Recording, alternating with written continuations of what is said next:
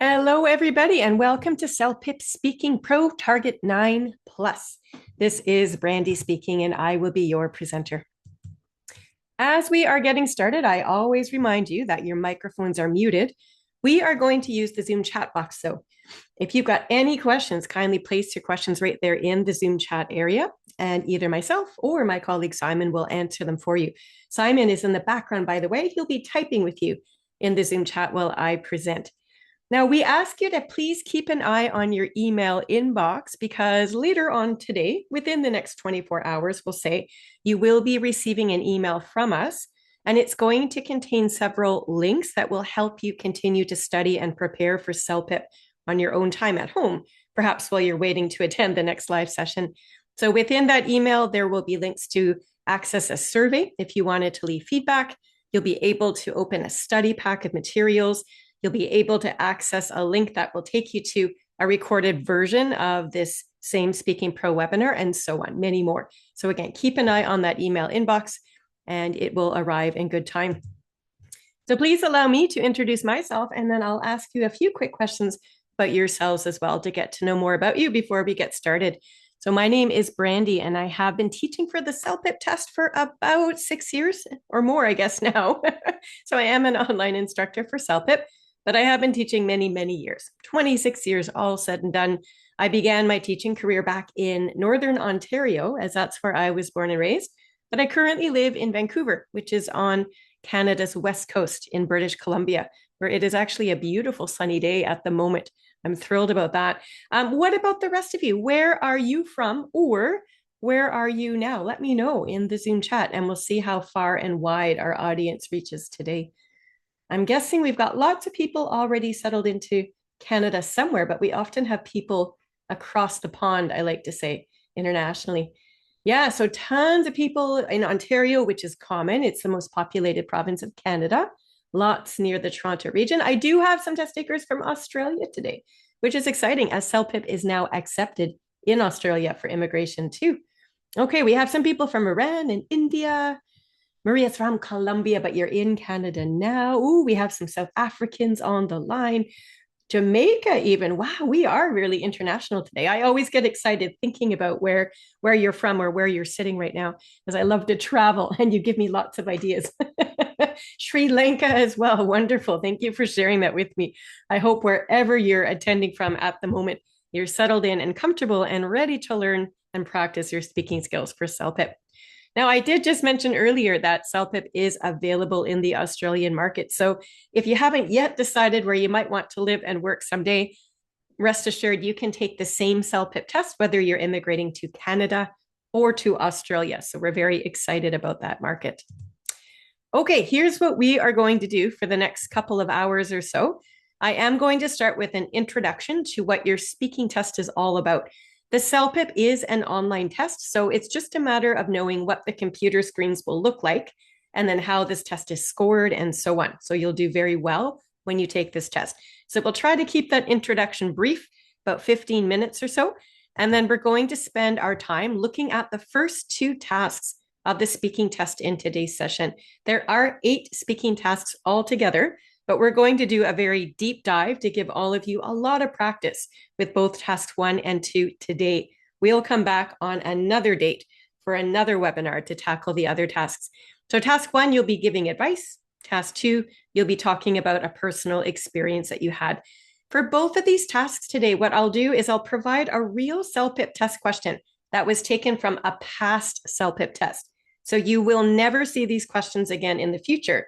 But knowing they were once real questions gives us authentic practice and prepares us more genuinely, I think, for when it comes time to take this test.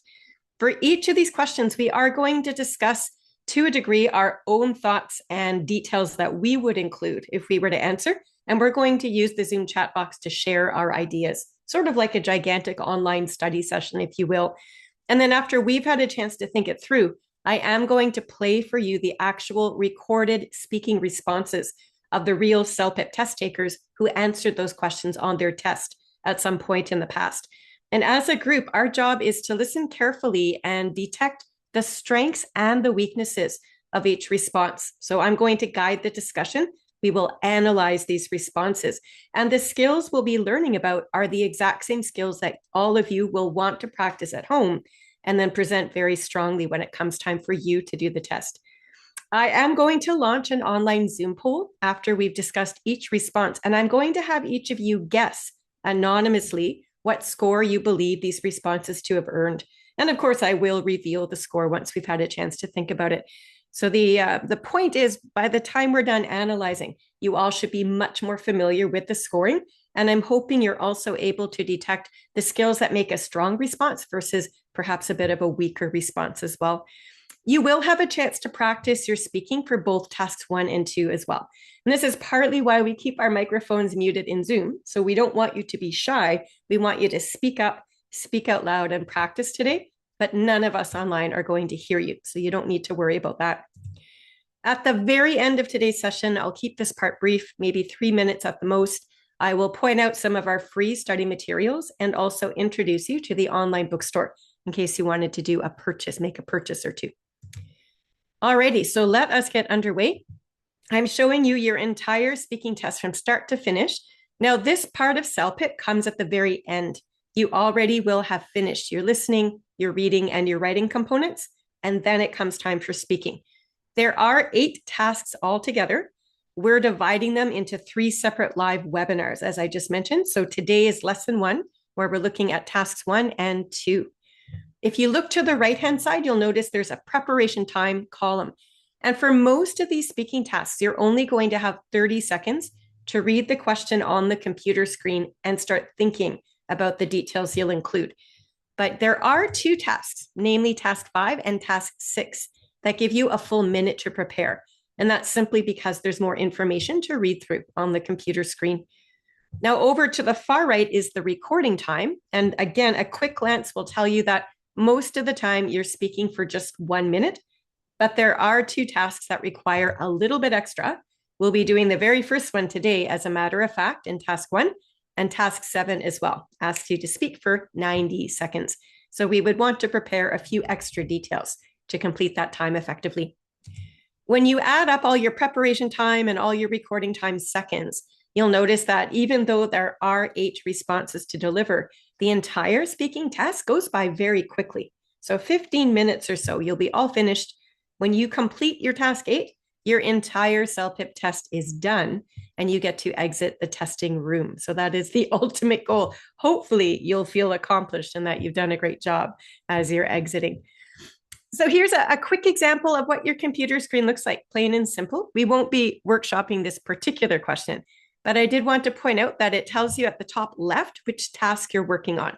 So you can see there, speaking task 2, talking about a personal experience.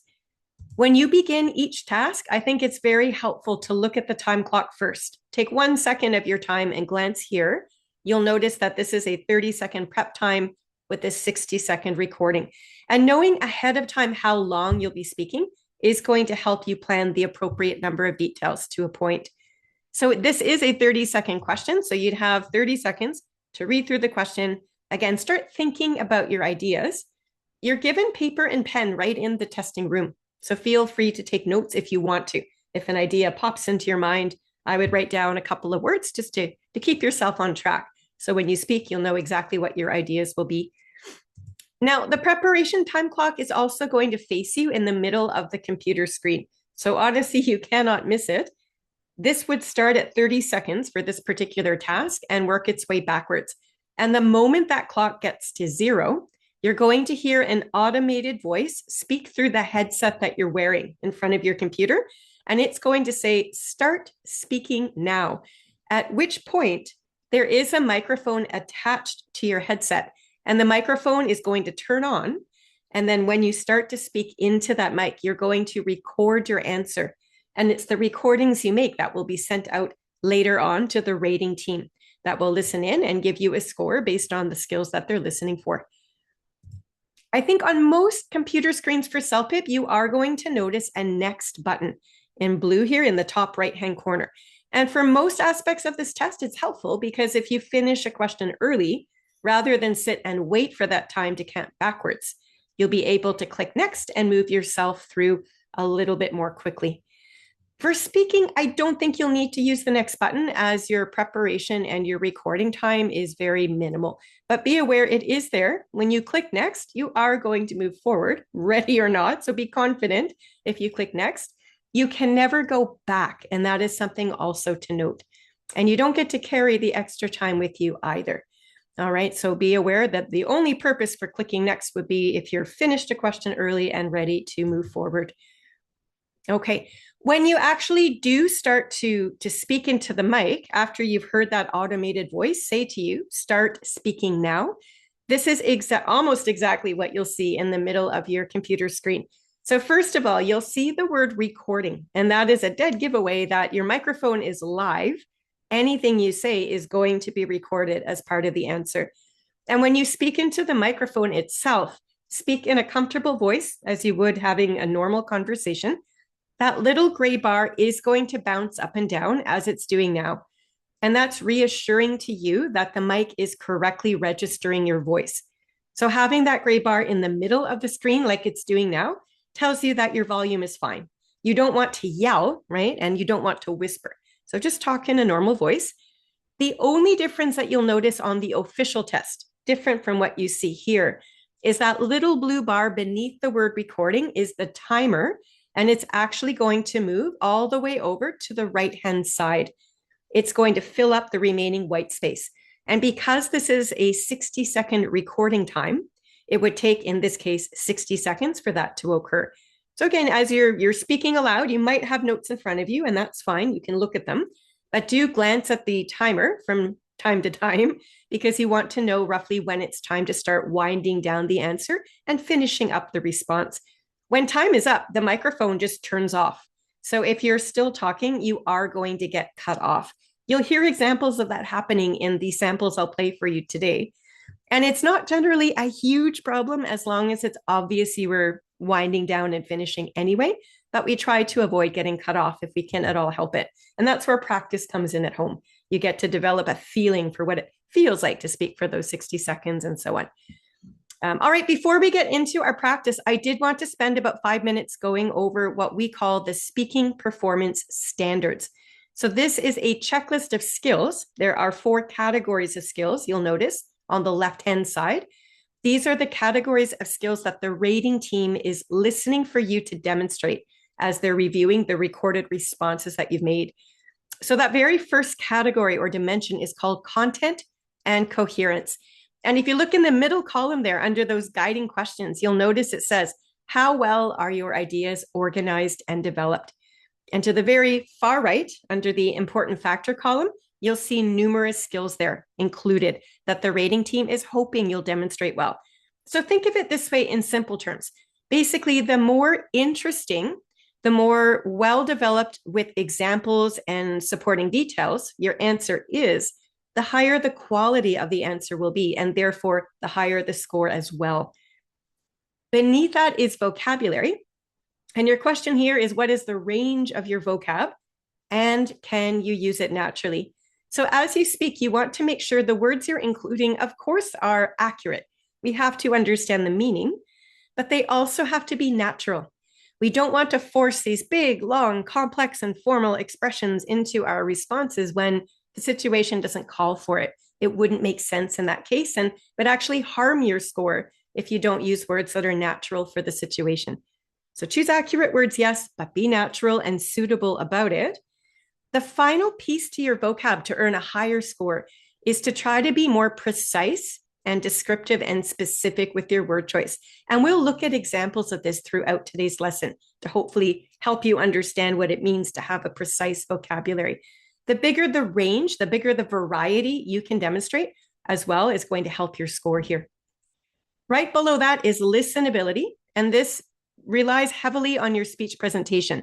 Basically, the rating team is asking themselves, how easy is it to listen to and understand your response?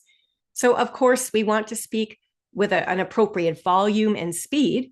Our pronunciation should be clear. Those are foundational skills.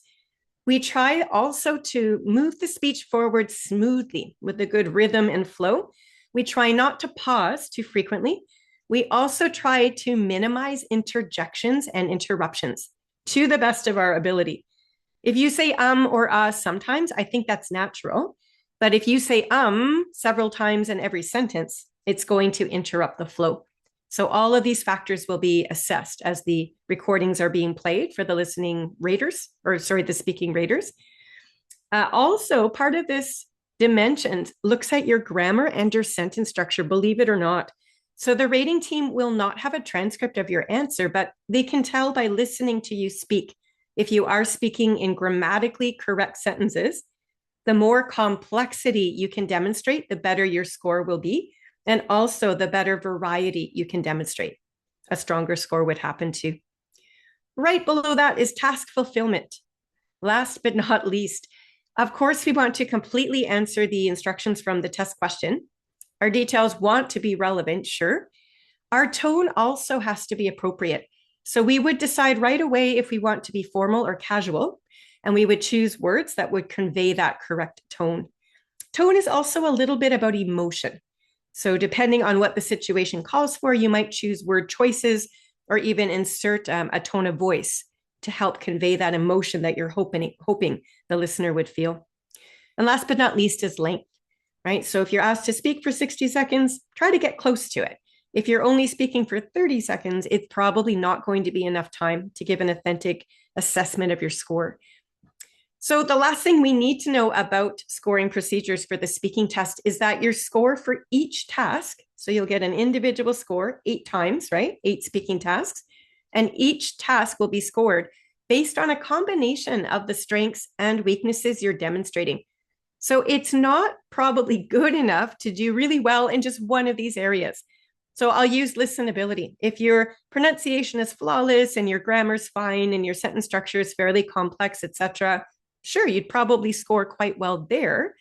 But if your vocabulary is very common and repetitive and you haven't given any supporting details for your content, and maybe you even missed part of the test instructions under task fulfillment, demonstrating major weaknesses elsewhere and only excelling in one of these 4 categories is likely not going to give you the overall score you were hoping for.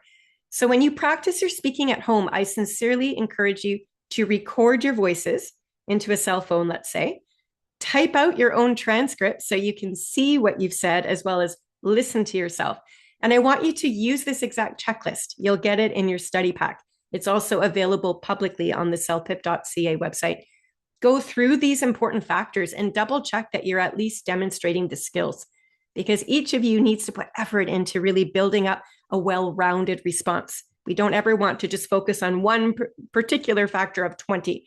We want to give a well-rounded answer if we can. That's going to help you achieve a better score as well. So speaking of scoring, I'm showing you the scoring chart right now. Level 12, of course, is the most advanced level. So we call that expert proficiency.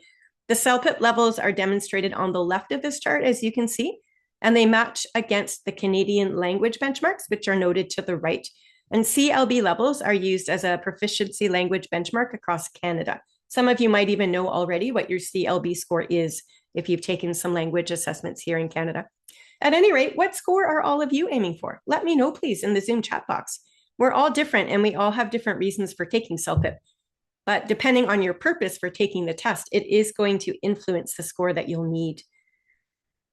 So I'm curious today to see where we all fall.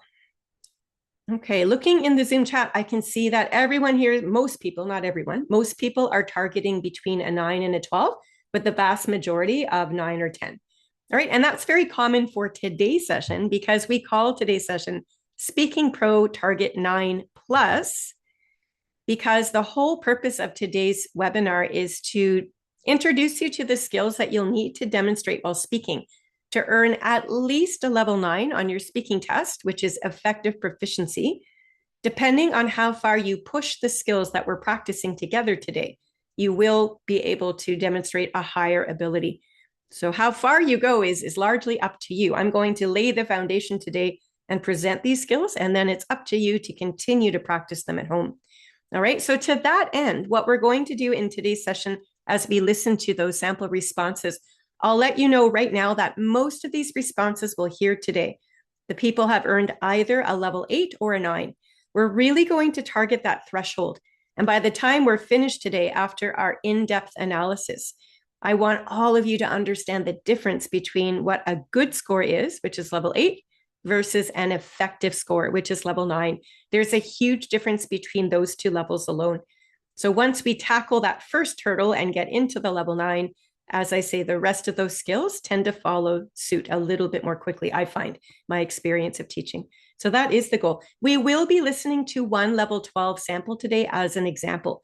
That's a lot of fun. I know for some of you are curious about it, but we won't be dwelling on level 12. We're focusing more at the level 8, 9 today. So let's see how we do with that. So to that end as well, when you take CELPIP in your testing room, when your score report is available to you, you'll be notified within 3 to 4 business days to log into your online account and see how well you've done. Apart from just the score that you've received, you're also going to receive what we call a performance profile. And every single level in CELPIP has its own unique performance profile. It's like a little mini write-up or summary of skills that speakers who have earned that level in general terms should be able to demonstrate. So I'm showing you right now what a level 9 performance profile looks like. And rather than read the entire paragraph to you aloud, I'll simply read out the bolded details. These are the important factors that we're going to focus our time on today. So by level 9, automatically it would seem, our speakers are starting to insert more complex details.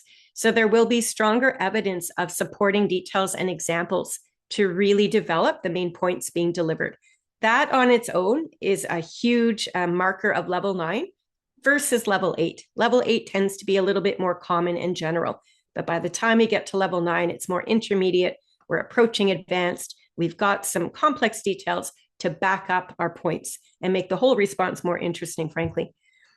At level 9 as well, we're able to speak in familiar context, sure, but also some less familiar ones. So by the time we get into that level 9 to 12 range, students are generally practiced enough that they can think outside the box, to use an expression. It requires a little more abstract thinking sometimes to imagine situations that maybe you yourselves didn't experience, but you can easily invent some details to flesh out a more detailed answer. So that's part of it as well. As far as your grammar and sentence structure goes, by level 9, we are also seeing more consistent complexity. At level 8, a lot of speakers and writers tend to really overuse simple connecting words like and so and but. But by the time you get to level 9, we do see more of a variety. We tend to see more higher level word choices being demonstrated to really flesh out these complex structures. And again, that's part of what makes the response more interesting as well. Vocabulary too will be more context specific. And I'll give you a prime example of this. In level 8 and below, we tend to see really common words like thing, stuff, sometimes. These words are so general, they really don't give us much value or meaning at all. But by the time we achieve that level 9 and higher, instead of saying thing, we're going to actually identify the precise object we're speaking to. Are we talking about a CELPIP exam? You know, what is the thing we're speaking about? Are we talking about conflict management skills we're learning at work? And so on. So we're really going to work on vocabulary today as well. Now, there likely will still be some little grammatical errors, even at level 9, even at level 12, quite frankly. Okay, no response needs to be perfect. You can still score quite well, even with these tiny little mistakes. But I need to emphasize that by the time we get to level 9, any mistakes that we notice are so small, minor, and unimportant that they really do not affect our ability to understand the ideas presented. So that's another huge identifying factor that tells you you're working now at a more intermediate to advanced level. Okay, level 8 and below, sometimes the mistakes there are pretty serious and we might not even understand an idea as well at that level. Okay, so huge world of difference between the two levels. So with that under our caps as an introduction, let's get right into the practice. Here is the very first question that we're going to work through together today. I'll first of all point out for your speaking task 1 as a reminder, you would have 30 seconds in the real test to read this through and think of your ideas, and then you would be speaking for 90 seconds. So I'm not going to time us to start. I just want us to read the question. So please go ahead and do that. You can read it quietly to yourself.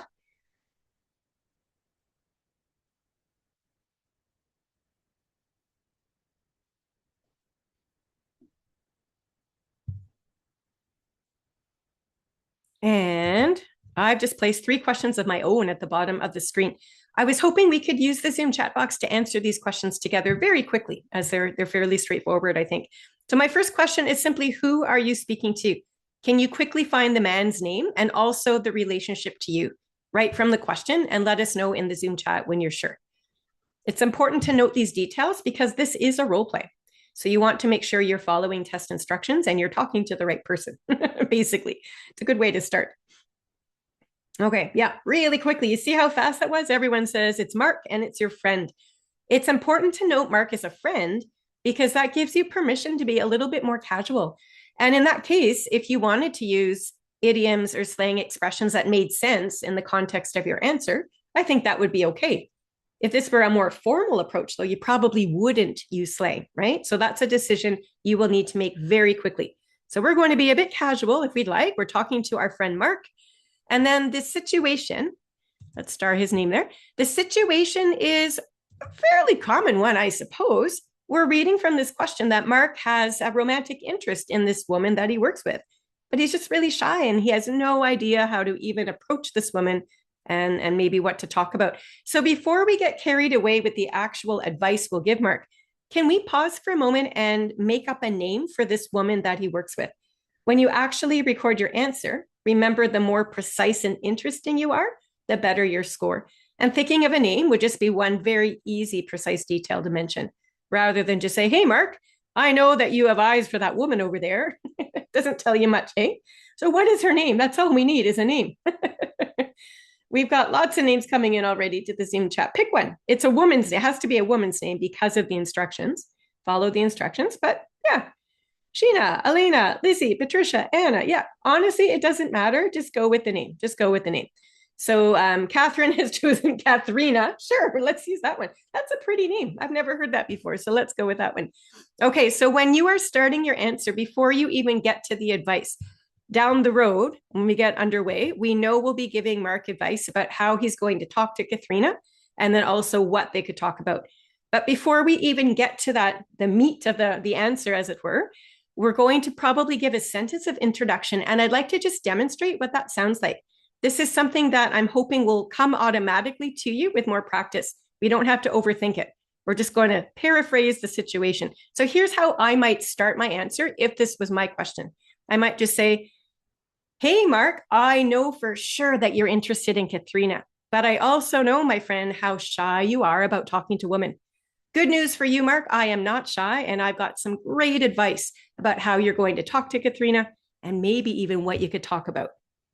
Okay, so say something to, again, give the background details, segue and introduce what you will be talking about next. So you notice I made an effort to get the how and the what included there. But I'm speaking as I would to a friend in front of me. If Mark was right there, it is a role play after all. So I need to follow the instructions and make sure I'm actually talking to Mark. Okay, so that's your intro. And it's helpful to have an intro like that for a 90-second question because it takes effective use of the clock. So it's a little bit less time you have to think about details, I guess, if you can get a nice, interesting introduction. Can we really jump to question 3 here now? So when we talk to Mark in our answer, we have to give advice on how he's even going to approach Katharina. Yes, we'll give topics in a moment, but this is a 2-part question, as you can see. So can I throw this over to all of you online here? What would you advise Mark to do to even approach Katharina? How on earth would he be in a position where he could start a conversation? Think about real life. What would you do? What would you advise Mark to do? They work I'm assuming it's an office. That's just in my head. So we know that they work together. So in my mind, they're in the same office, and then I can imagine the setting. I know that there are lunchrooms and break rooms and coffee pots and water coolers and desks and so on. So in my mind, I'm already imagining the different situations that I could advise Mark where he could find himself nearby Katharina, and then we could go ahead and start a conversation. So what do you think? What do you think? Okay, yeah, we're not doing topics of conversation yet. Did you notice? If you skip over the first part, you will lose marks on task fulfillment. Yeah. So we want to advise Mark on how on earth he's even going to talk to her. And some of you are saying, sort of in general introductory terms, Mark, you need to be very friendly and very respectful when you approach Katharina. Sure, I like that as a starting point. Here's where I might take it a bit further. So Lola's given us a really interesting idea about lunchroom. Okay. So in your 30 seconds of prep time, you might just write down the word lunch or lunchroom on your paper. And then when it comes time to speak, the part you need to practice at home, I guess, is to take that 1 or 2 words, lunchroom, and develop it into a couple of sentences for a main point. So here's how that might sound after I've done my introduction and established that I'm going to advise Mark on how he will approach Katharina. I might just say, Mark, we all know that Katharina takes her lunch at about the same time every day, roughly about noon. She goes out, gets takeout, and she sits in the little cafeteria down the hallway. Mark, why don't you also grab lunch about the same time? You can even join Katharina at the table, and that would be a perfect and safe opportunity for the two of you to get to know each other better. Okay, so that's just one example of taking your main idea of lunchroom, which is general, right? You present it first, but then you develop it with supporting details. So I completely made the rest up about Katharina usually eating at noon and getting takeout, and why don't you join her? So these are the ideas that you're adding in as you're speaking. So part of your speaking success, I would argue, is being a little bit spontaneous, being able to add ideas in as they come to you. And the way I come up with ideas quickly is because I think of real life experiences. If this was my friend, what would I say? I've worked with people in an office before, and we did sit together in a cafeteria and had lunch together. So you're drawing on your own life experience often to flesh out these ideas. Okay, so lunchroom is one. I didn't see many other general ideas there. Can I suggest a couple just to speed things along? So maybe sitting with her at lunch would be one way. Maybe grabbing a coffee at break time in the break room. That could be another one we could talk about. Or again, if you don't like coffee, you could suggest water cooler. You know, why don't you pass by her desk, ask her if she'd like a cup of coffee because you're on your way to get one. So there are just so many ways that we could put Mark in a position that he's close enough to Katharina to talk with her. So I think when make her laugh, I like that one. Somebody just said, Ines has suggested that too.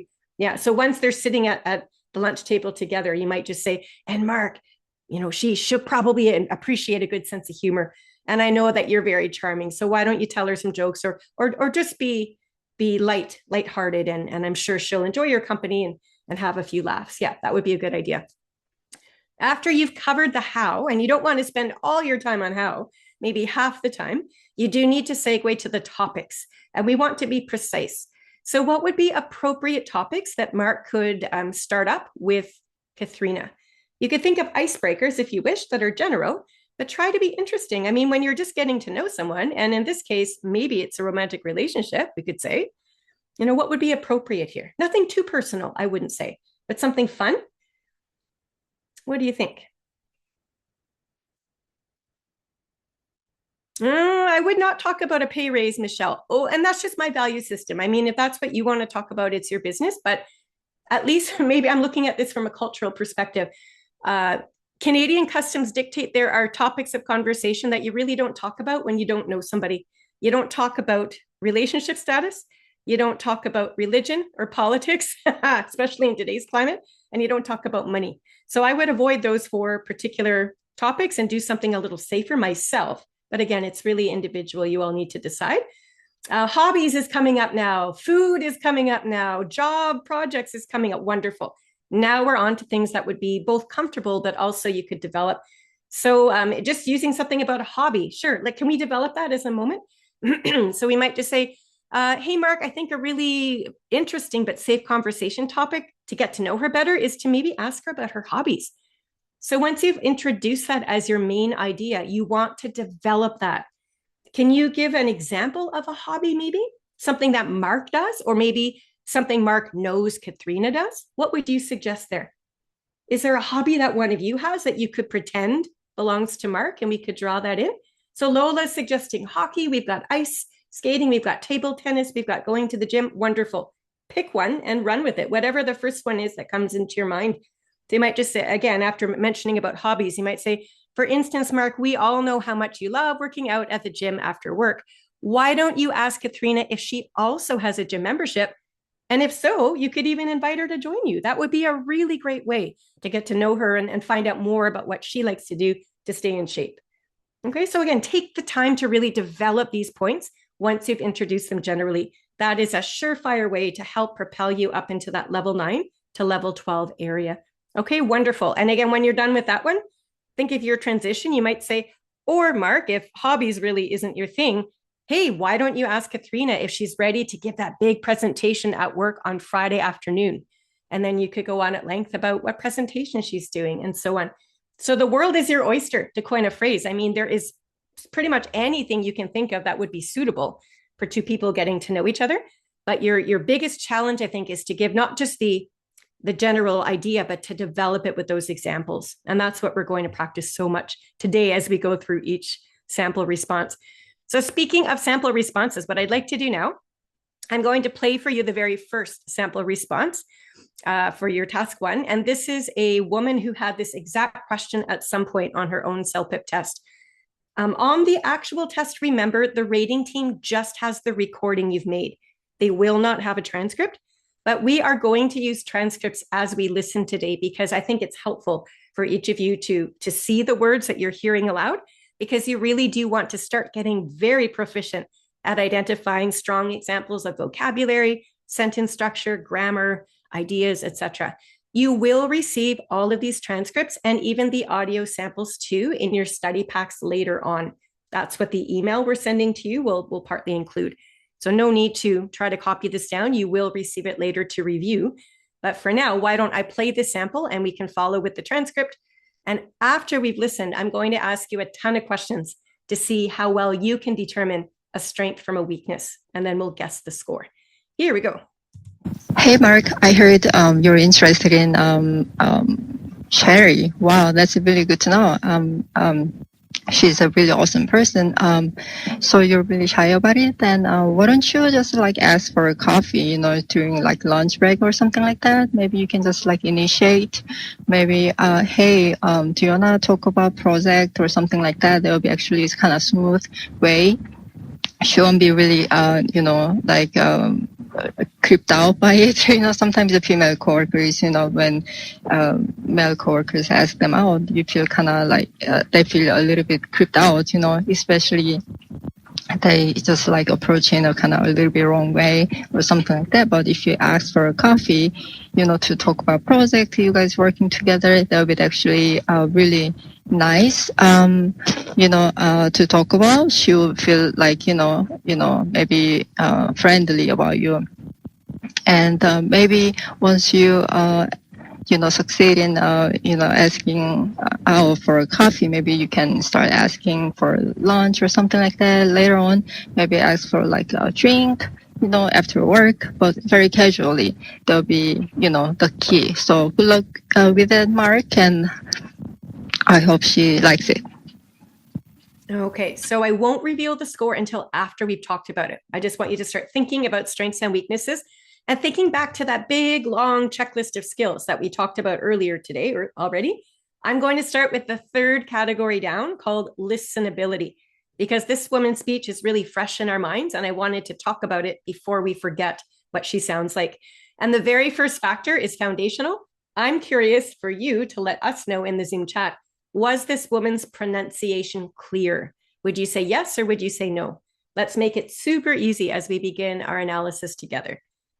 And we'll speed things up as we get underway, but pronunciation I like to start with. If we cannot understand the pronunciation, it makes it very difficult everywhere else. And I'm pleased to see that everybody's saying yes, no problem at all. Pronunciation, she was more than clear, so that's great. Can we shift our focus now to pauses? That's one individual factor that the rating team will assess. Were there any really long, unnatural pauses that interrupted the flow anywhere here? Would you say yes? Would you say no? All right. You're a bit divided. I'm going to break the tie and say no, there were no unnatural pauses at all. It's natural to take a split second between ideas. I mean, that's helpful, right, to guide the response. But pausing was not her issue at all. There was actually a very steady rhythm. So we're 2 for 2 so far. Strengths, great pronunciation, natural rhythm without undue pausing. What about interjections now? Let's switch our focus to that third factor. Interjections are words like or or or gee. They're basically words or sounds that we make. sometimes when we don't know what we're going to say next, I suppose. Are they problematic? Are you going to say, yes, huge problem, or nope, not a problem at all? What would you say? And I'm really pleased to see that you are indeed identifying that the interjections are somewhat problematic, especially in the beginning with all the That's a big problem. There were also other filler words here too. And a lot of you in the Zoom chat are commenting on this right now too. So all these words like just like, like, just like, like, all the way through, I've circled them for you so you can see. I would count these as interjections, even though they're not the traditional or these phrases or expressions that she's using are still interrupting the flow without giving any content value whatsoever. My guess is the speaker, this woman who gave us her answer, is probably not even aware that she is using this expression as much as she is. And this is why I say to each of you, if you could record your practice at home and play it back and even type out your own transcript, it's going to help you identify problems now so you can work towards fixing them come test day. And also just for real world communication, it's hard sometimes to listen to people speak when it takes them forever to get to the point. So all of us would be better speakers with our friends or in the office or at work or on a test like the CELPIP if we can minimize these interruptions. And a lot of that does come from practice, but a lot of it too comes from being aware and also having stronger vocabulary, I would argue, to help those ideas come out a little bit more quickly. So all of these skills do go hand in hand. But this would be the biggest weakness so far anyway from those listenability factors. Okay, let's get rid of those as they're a bit distracting. Sentence structure and grammar is the other part of listenability, and there are problems with those factors as well. I just wanted to point your attention out here to the first couple of sentences that the speaker is saying. I'm going to read them out loud, and I'll take out the interruptions with the interjections. But as I'm reading, I want you to think about it. Is it simple or is it more complex, right? What are we demonstrating here? So this woman says, hey, Mark, I heard you're interested in Sherry. Wow, that's really good to know. She's a really awesome person. So you're really shy about it? And then on from there. Would you classify those sentences as simple or complex? Let us know in the Zoom chat, please, how you would look at that from a grammar standpoint. Grammar is part of your score, so we need to learn these rules. And I'm pleased to see everybody's got it right. Yeah, these are simple sentence structures. So the grammar in those sentences I just read out loud were fine. We understand the ideas, but the sentences themselves are rather short. They're not connected together, and the length of the sentences is the same almost all the way through there. So remember, we said earlier, to earn a higher score, level 9 and higher, we definitely want to give more of a variety. It's okay to have some simple sentences, but we want to balance them with more complex and compound ideas as well. So that's just something to bear in mind for speaking as well as for writing. The skills we're talking about there go hand in hand, the two components. Alrighty, enough about listenability. Let's go back to that top of our raters checklist and talk about content. Now, there are technically 3 pieces of advice that this woman gives to Mark about how he's going to talk to Sherry, the woman that she's made up for this question. Her name is Sherry. I'll underline them here in green print for you. So I counted 3 there. You could have a coffee, something about a lunch break, and down towards the bottom, she mentions about having a drink. And I think for a 90-second question, if we had, say, 2 or 3 pieces of advice for both parts of the question. So starting off with how Mark would talk to Sherry and then segue into what. So technically we have 3 for the how side so far. Now, these are just very general ideas. Let's have a look to see how she's developed them as we practiced earlier. And I'm noticing that in quite a few instances throughout this woman's response, there are many problems with the grammar and the syntax. And syntax is what we refer to as your word choice, yes, but it's the exact order of words that you're putting together in a sentence to convey an accurate and natural meaning. So I'll just read out loud what I've underlined for you here in red. The idea presented to us here says, why don't you just ask for a coffee, like during lunch break? So on a very general or simple level, I understand this has something to do with going for coffee with Sherry or having lunch with Sherry. But when I look at how those ideas are connected in this woman's answer, it's a little bit unclear, right? So when she says to Mark, why don't you just ask for a coffee? Does she mean, would you ask Sherry out for a coffee, or are you going to ask Sherry to get you a coffee? I hope it's the first one myself, but it's not really clear. And then she says, like during lunch break. So is the idea now have lunch with Sherry, and while you're eating, ask her for a coffee later? Do you see what I mean? Just based on the order of those words presented to us, it's a little bit unclear. So we need to revise the word choice and improve the syntax there. You might have noticed as well that the idea of having coffee and lunch is repeated again down towards the bottom or the end of the response. So we can't classify those as extra pieces of advice. And as a matter of fact, because we've already introduced coffee and lunch up top, that's where we should have developed those ideas. There's no need to come back and repeat those ideas again later on. That's what we call talking in circles. You've sort of lost your plan and you're now grasping at straws, perhaps to get to the end of the finishing time. So this has a slightly negative effect on what we call coherence. There's no longer a clear plan, a beginning, a middle, and end. We're repeating, as I say, and talking in circles. So that part of the content would need to be revised just a little bit. Okay. If we put aside the how for a moment, can we segue to the what? There's only one topic of conversation. And some of you have already pointed this out in the Zoom chat, so thank you for doing that. Sure enough, the speaker says to Mark, why don't you ask Sherry about a project? And I think that that's a very logical and suitable idea. Because they work together, it makes sense that they would talk about a work project. But did you also notice there is absolutely no development of that idea? There's no example of a project. There's no nothing. It's just, why don't you talk about a project, right? So it's very simple, very general, very underdeveloped. And we already know that if we want to earn a level 9 or higher, that's one thing that we really want to put practice into at home, is coming up just with an example. So again, if this were my answer, I would make something up, probably based on my own work, because it's easy. I'm a presenter. I do a gazillion presentations, it seems, every single month. So I might just say, hey, Mark, again, you know that Sherry has that huge presentation Friday to secure the new client for our security team. Why don't you ask her if she's ready to deliver that presentation? And better yet, if you could help her prepare. That's how I would, that's one way anyway, as an example, to develop that further. Give the example of the project and make up details that would be suitable for this task, right? It's earning points for Mark to make himself available to Sherry if they could prepare together. So whatever comes to your mind, include it if it's suitable, but do something to develop the idea so that it's not just hanging there in a simple fashion like so. Okay, let's get on to vocab. I'm going to open it up to you. Are there any words here within this response? And you can quickly review the transcript if you need to. But what words would you say are more precise and specific and natural? What would be this woman's best examples of her vocabulary that would impress us the most, I guess? Think of it that way.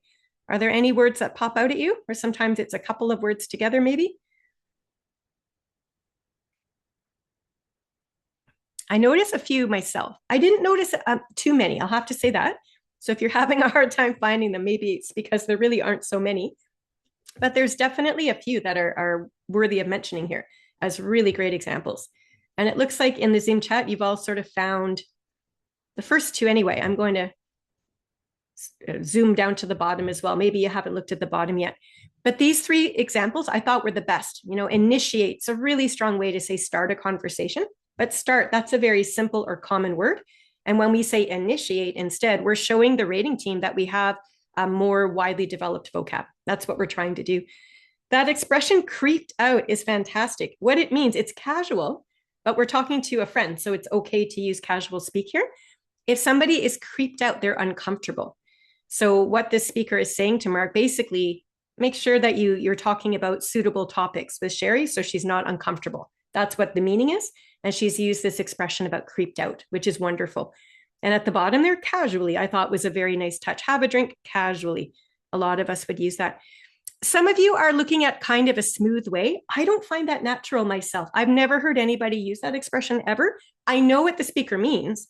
We want to have the conversation flow comfortably, but the expression itself is not overly natural. And that's why I didn't point it out as something that I would aim for. But I think these three in particular are really emblematic of what a precise vocab looks like.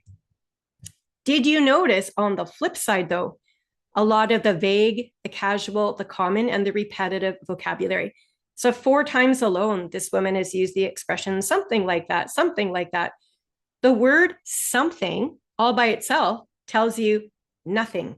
It is such a vague word. It could mean anything.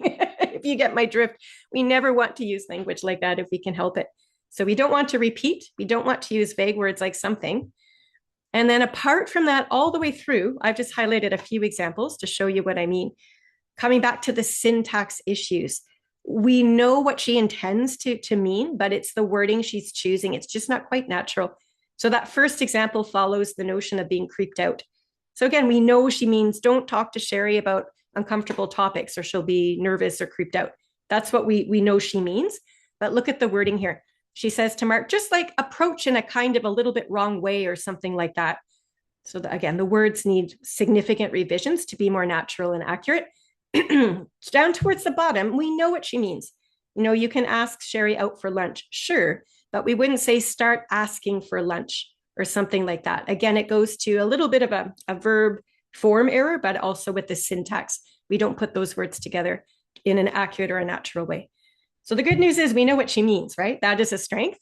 But the weakness we're trying to overcome is to choose words in an appropriate way that really smooth out the meaning. So there's no hesitation or confusion on the part of the listener as well. Okay, last but not least is task fulfillment. And this speaks to tone. Would you say that the tone is suitable? Since Mark is trying to get to know Sherry, the female speaker talking to Mark, also they're friends. We know that from the questions. So with all that in mind, would you say that the tone here is suitable? Would you say yes? Would you say no? And I would say yes as well. Yeah. So again, using expressions like creeped out and do you want to talk about a project, that's casual and it's fine to be casual since Mark is our friend. And she's still being respectful of the fact that Mark's a bit shy, right? She doesn't throw Mark into a dangerous situation. She clearly cares about his well-being. So even the words that she chooses shows him support. In particular, look at the second line where she's saying, oh, that's really good to know. Sherry's an awesome person. Oh, you're shy about it? Well, why don't you do this? It's very clear that this woman wants to help Mark. And that is exactly the right approach to take when you give advice to anyone. It's the whole point of giving advice. You're sincerely trying to be helpful. So I think the tone has been done quite well. From the actual completion, though, task completion, remember how we had 3 very general ideas about how Mark will talk to Sherry, namely coffee, lunch, and drink. We don't get much development from those ideas. And from the what side, we only have that general notion of talking about a project. So there aren't any specific details and it's unbalanced. 3 on one side and 1 detail on the other side. It would be much better to have 2 and 2 or 3 and 2 to give that complete and well-rounded answer. But to end this on a happy note, I mean, she does speak for the full 90 seconds. So that is definitely a strength when you're considering the time that she used effectively as she gave the answer out. So with all that in mind, I'm reminding you what a level 9 performance profile looks like. And this is where you can communicate, remember, with complex details. Your grammar is starting to become more consistently complex with variety, and so too the vocabulary. So here's what I'd like to do. I'm just going to quickly turn off the Zoom chat box for just a brief moment here, so you're not distracted. We've got here a summary of strengths and weaknesses on the slide in front of you, and you also will receive this in your study pack. It's really important before we guess the score that we do look at all 4 categories and we examine both strengths and weaknesses. So I'm going to leave this on the screen. As I say, we've just talked about it, but you can always review some points if you need to. What I'm going to do right now is I've just launched the first online Zoom poll that we'll be doing. I think if you're on a phone, you might not be able to see the Zoom poll, but if you're on a computer, you should be able to. And I'd like you to select whether you believe this woman likely earned a level 8 or a level 9 for this particular answer, based on the conversation of analysis that we've just completed. This is anonymous, by the way, so please don't be shy. Nobody will know what answer you've selected except for yourselves. So please don't worry if you get it wrong. That's all part of the learning process anyway. Okay, I think that's great participation. About 3/4 of you have already launched your vote. So I'd like to share the results. I think it's fun to see how your guess measured up against everybody else's. So overwhelmingly, 81% of you today have selected level 8 for this particular score. So let me clear the poll, and I'm going to show you the score now so you can see.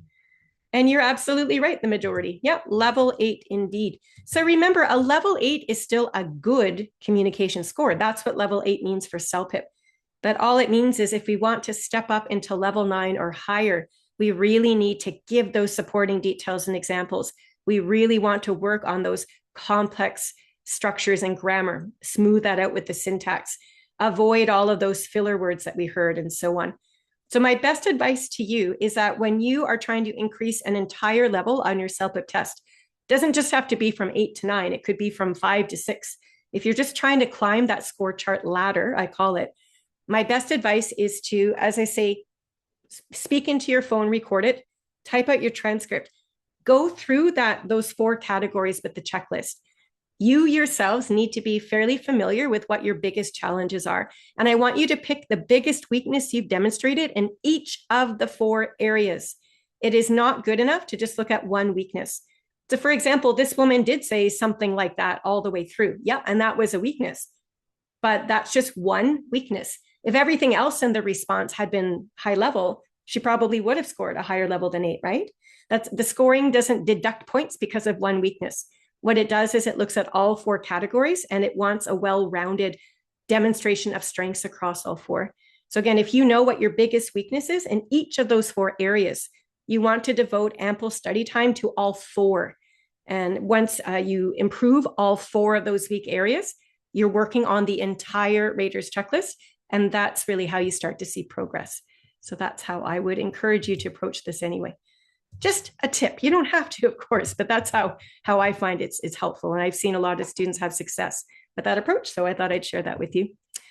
Anyway, here's our second example from a speaking task 1. And you are going to practice this question aloud in a moment. But I thought I'd better help you get it set up first, just in case some of you don't have enough ideas yet. So as a reminder, you've got on the real test, you'd have 30 seconds to read and think, and then you would be speaking for 90 seconds. But for just right now, let's not worry about the time. Can you take about 10 or 15 seconds just to read the question through first?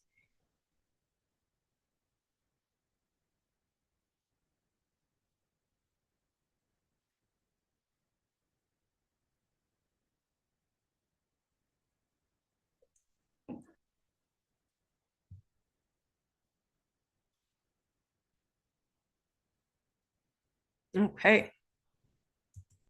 Let's answer these questions. So first of all, who are we speaking to? There's no name. That's okay. Who is it? Loosely first. It is our friend. That's all it says. It's our friend.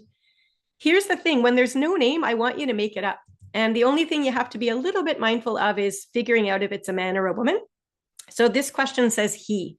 Your friend is excited that he has been accepted into his first choice university. So whatever name you come up with, just make it a male name. Now, if you accidentally use a woman's name, honestly, it's probably not going to cost you points for your score, but you just simply want to follow as many test instructions as you can. It's better to have a name than not, but it's even better to have the right name, right? So it's a man's name. So whatever name you want to choose, sure, Andy, Stephen, William, Percy, yeah, doesn't matter. Let's go with Andy for fun today. So your friend is excited that he's been accepted. And here's the background. He's gotten into school, but he just can't afford to pay for it. That's what tuition is. Now, the question again is quite general, isn't it? It just says that our friend, we'll pretend it's Andy for today, has gotten into his first choice of university. If that's what you said in your answer, you're really not giving much detail, are you? So can we just replace that very general phrase with an actual university name? I think that would be pretty easy to do and also a lot more interesting. So what's the first university that comes to your mind? If you base it on a real university, you know, it's probably easier, or you could make one up. That would be okay too. Yeah, so look at all the different university names coming in. And it does not have to be a Canadian university, by the way. I just thought I'd point that out. Right? It could be any university in the whole wide world. So pick one. It doesn't matter to the rating team, but I just think it grounds the answer a little bit better. Okay, somebody has suggested Stanford. So why not? We could use any of those names. Let's go with Stanford today. So again, you want to give an introduction, and you'll be doing this in just a moment. So please allow me to give you an example. This is not the only way to start your response, but I'd like to give you some ideas. So if this were my answer, I might say something like, Hey, Andy, congratulations on getting into Stanford. I know you've been dreaming of attending Stanford for the last couple of years, and I couldn't be happier for you, my man. Way to go. We all know, though, that university is very expensive. And I also know that you're struggling right now to make money to pay for the tuition. I tell you what, Andy, I do have some ideas on what you might do in order to earn money to pay off your schooling fees. Something like that would be just fine. It's a 90-second question. So I tend to make my introductions just a little bit longer for the 90-second responses to fill the time a little bit more effectively. But the big things we must address would be name your friend, name the university, make it clear that your friend can't afford school, and then introduce the notion that you will be giving them advice to help them come up with ideas on how to pay for the schooling. All of that needs to be done. And then we get right into the actual advice.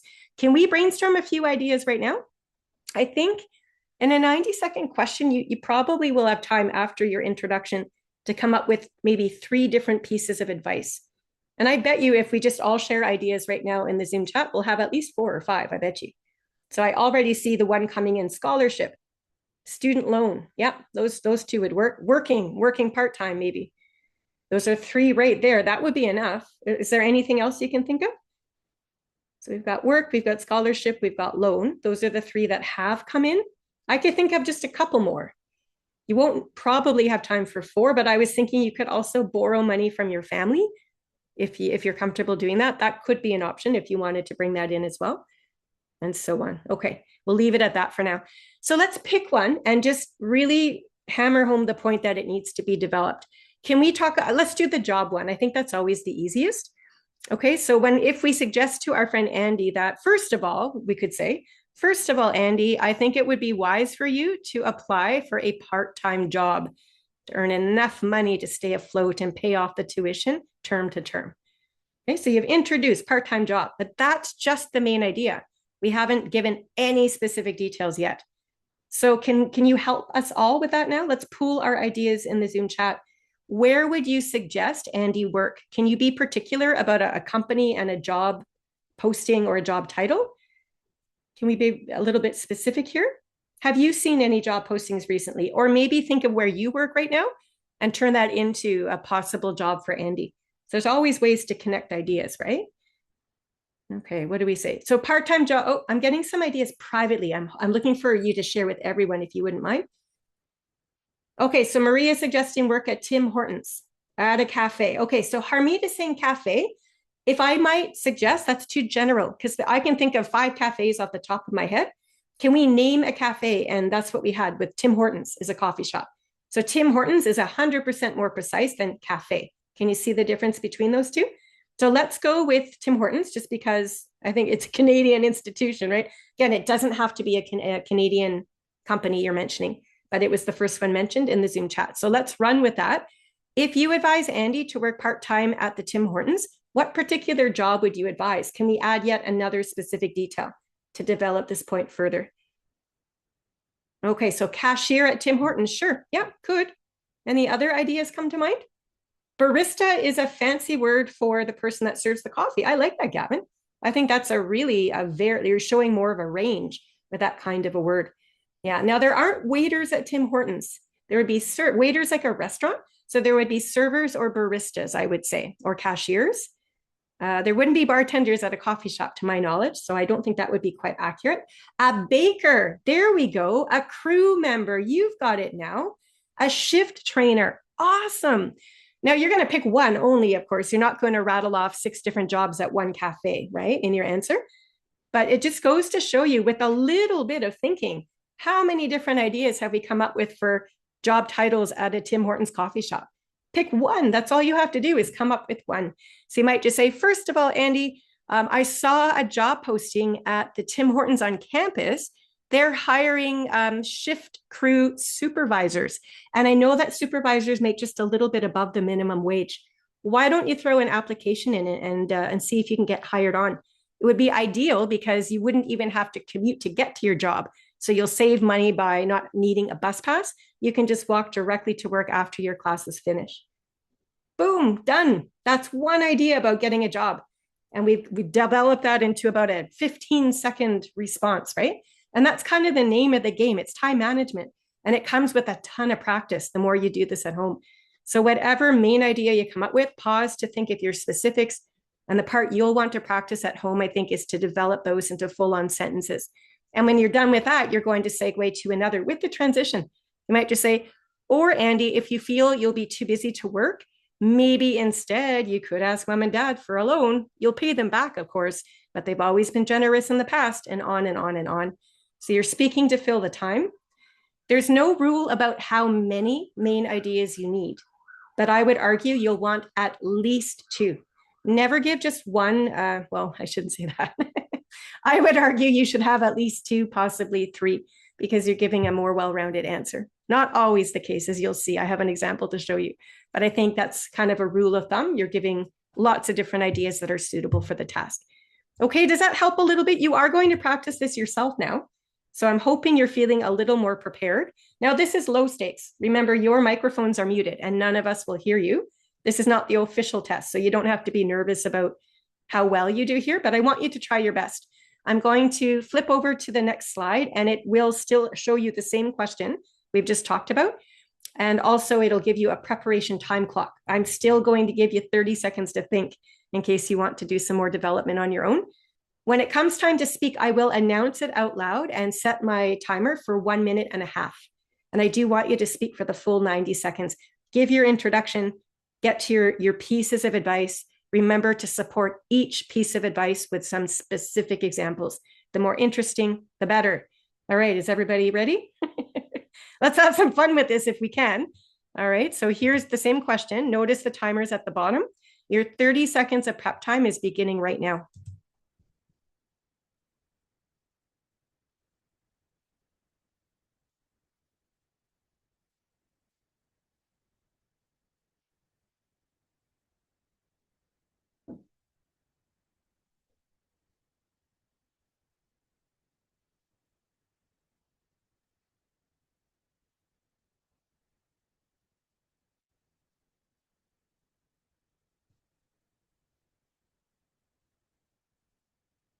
Okay, prep time is finished. So on the real test, you would hear the voice in your headset say, start speaking now.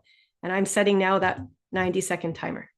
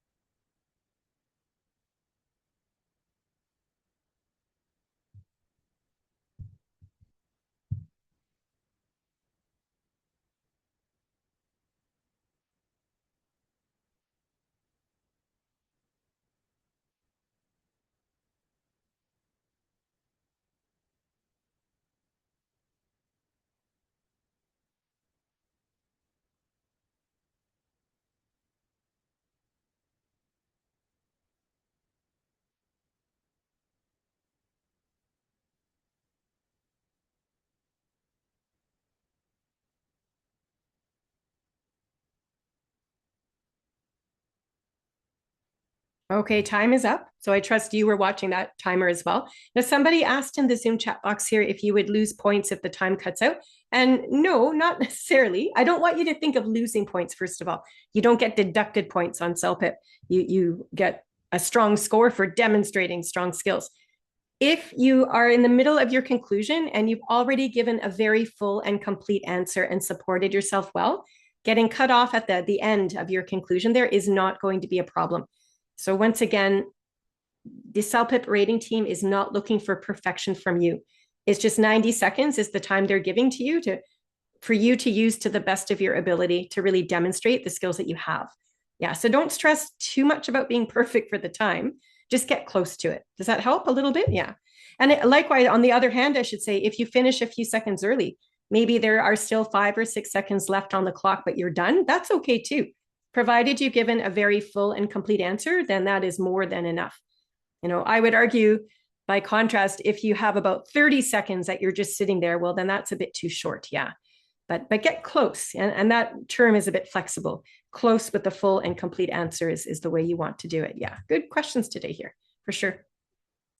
So I wanted to play for you this man's answer. It's another CELPIP test taker, and he answered the exact same question that you all just did. So I thought it was a perfect time now to compare what you just came up with and see how it sounds in CELPIP mode. This is a 90-second response. After we've listened, as before, we'll quickly analyze strengths and weaknesses, and I'll launch another Zoom poll. I want you to see if this is a level 8 or a 9 and what your thoughts are. So let's listen in here first. Hey John, many congratulations on getting selected in the university of your choice. Well, since your university is where I've done all my college, I was in Vancouver for 5 years, and I went to the private institutions, but a lot of my friends went to this university, and I know it's a really good university. What I've heard from my friend is there's an in-house accommodation, so you don't have to go far. One, I know that it's pretty expensive, and one good thing about studying here is you can do part-time jobs. And when I was studying, I didn't have an option to do a part-time job, but since the immigration rules have changed, you'll have an option to do 20 hours of part-time work, or any number of hours if you get a job on campus. So that might be a great help. And since I've been there, I was in that country that city for 5 years. I know a lot of people, so once you land there, just let me know. I can give you some references. I can even forward your resume to some of the employers I know. And I don't think so it should be a problem for you, because by working part-time you can at least afford your accommodation and a great deal of tuition. Aha, so he got cut off right there. You noticed, right? But his answer was very full, very complete. It wouldn't be a problem. So this is a perfect example to reassure all of you that nobody's looking for it to be perfectly 90 seconds. Okay, I'm going to save us the time and suggest, I hope you agree, from a listenability standpoint, this man's pronunciation was just fine. So we didn't have any trouble hearing the words and understanding them. I would say there might have been a couple of hesitations, the odd little hesitation. And you'll notice when you get your study pack in your transcripts, if you see this symbol I'm pointing to right now, the ... that's called an ellipsis. That's the name of that grammatical point. And we insert the ellipsis when there's a bit of a pause. So when you review your transcripts later, you can notice at a quick glance, there was a little tiny pause here, but it's only one pause. And I think as we develop an answer on the spot, it's natural to a point to have a few hesitations. I don't think this man paused for ever so long and it really interrupted the flow. So I would not argue that that would be something he needs to worry about. Likewise with the interjections, if you just look at the transcript again, scan through for the ahs and the ums, you'll notice there were some interjections, sure, but I don't think they happened so frequently that they really interrupted the flow. Once again, I think this is a natural speech delivery. There's nothing there so far that we really need to worry about. From a sentence structure as well, I wanted to point this out to you. From a sentence structure as well, I chose this particular sentence in the middle of the response. It is grammatically complete. It is complex compound. It is the highest type of sentence you can demonstrate. And if you look carefully at the way that this man has connected ideas together, he's got about 5 different ideas, and he's using a variety of connecting words to do that. I'll quickly point them out. So here's his first idea. When I was studying, he connects that to his second idea. He didn't have an option to have a part-time job. Here are the connections right here. But since the immigration rules have changed, here's his next thought. You'll have an option to do 20 hours of part-time work. Gives us another conjunction, or any number of hours, and yet another conjunction if you get a job on campus. So again, that is the gold star of sentence construction in speech and in writing as well, when you're able to take about 5 or 6 different thoughts and join them together using not just the right connecting words, but showing such a good variety of structures as well. So think back to the woman earlier who basically had short, simple sentences and a tremendous number of syntax errors. And when you just look at sentence structure and grammar in this response, there might be the odd little grammatical error, sure, but overall, it's definitely at a higher level, just looking at those sentence constructs. So I wanted to point that out to you. All right, let's get into the content. So enough about listenability. It's the content. I wanted to start before we get to the advice. I wanted your input on what's happening at the beginning of this response. So remember, our speaker is supposed to talk to, I guess, John in this case, and give him advice on how to pay for tuition. And before he tells John to get a part-time job, our speaker goes on and on about himself. Did you notice that? He congratulates John, which is great. He says, congratulations on getting selected. Oh, missed opportunity to the university of your choice. That's not great. I wish he'd have named the university, but the rest of it makes sense. He says this same university looks like maybe that's where he went to college. He's been in Vancouver for 5 years. He does mention some other private institutions, but he does say his friends went to the same university. It seems to be a good one. So he goes on at length about his own life pretty much before he gets into the advice, which is here about having a part-time job. And my question to you is why? Why does our speaker take the first third of this response to speak about his own experiences with the school and in the city? Presumably it's Vancouver where this university is. What are your thoughts on that? Is there a reason, or is this just off topic in your best analysis here? What do you think? Maybe, and this is saying maybe he's trying to fill up the time on the clock by talking about background, possibly. Everybody so far is saying it's off topic, and I'm going to disagree. Here's why. Here's why. Manisha's onto it a little bit. Manisha has it sort of. The man probably wants to show a connection. Yeah, he does, but why? He is building up to the story, but by establishing himself as somebody who has already been to the school or has knowledge of the school, and he's been here for 5 years and he knows all about it, how is that going to help the advice that comes later? There you go. Yeah, Zune has it. Our speaker is setting himself up as an expert in the subject and basically proving to his friend that he knows what he's talking about. And when each of us wants advice from somebody, we tend to go to someone we trust, somebody we know that will help us and give us accurate information. And who better than to give us advice about a situation than someone who has already experienced that exact situation? He has the perspective, as Michelle is saying. He has the experience, as Gladys is saying. You're right. So at a quick glance, you might think this is really off topic and has nothing to do with the test question. But when you look at it through that more abstract lens, you can see that it does actually belong. It's quite clever, would you not say? And remember when I showed you that level 9 performance profile, one of the elements of level 9 is that people can speak in familiar and unfamiliar contexts. And I would argue not many of us would think of doing this. I myself honestly wouldn't have thought about talking about myself first. I would have just gone right to the advice. And it's okay if you do. You can still score quite well. But once we understand the purpose behind his expertise, I think it adds a layer of creativity to the approach and sets himself up as a more intermediate test taker too. Okay, anyway, we know that he's an expert, as they say, in the subject. He's been there, done that, lived here for 5 years, probably gone to the same school. So here's the advice that actually follows, right? You can do a part-time job. We know the wording's a bit off, but basically get a part-time job is what he's saying.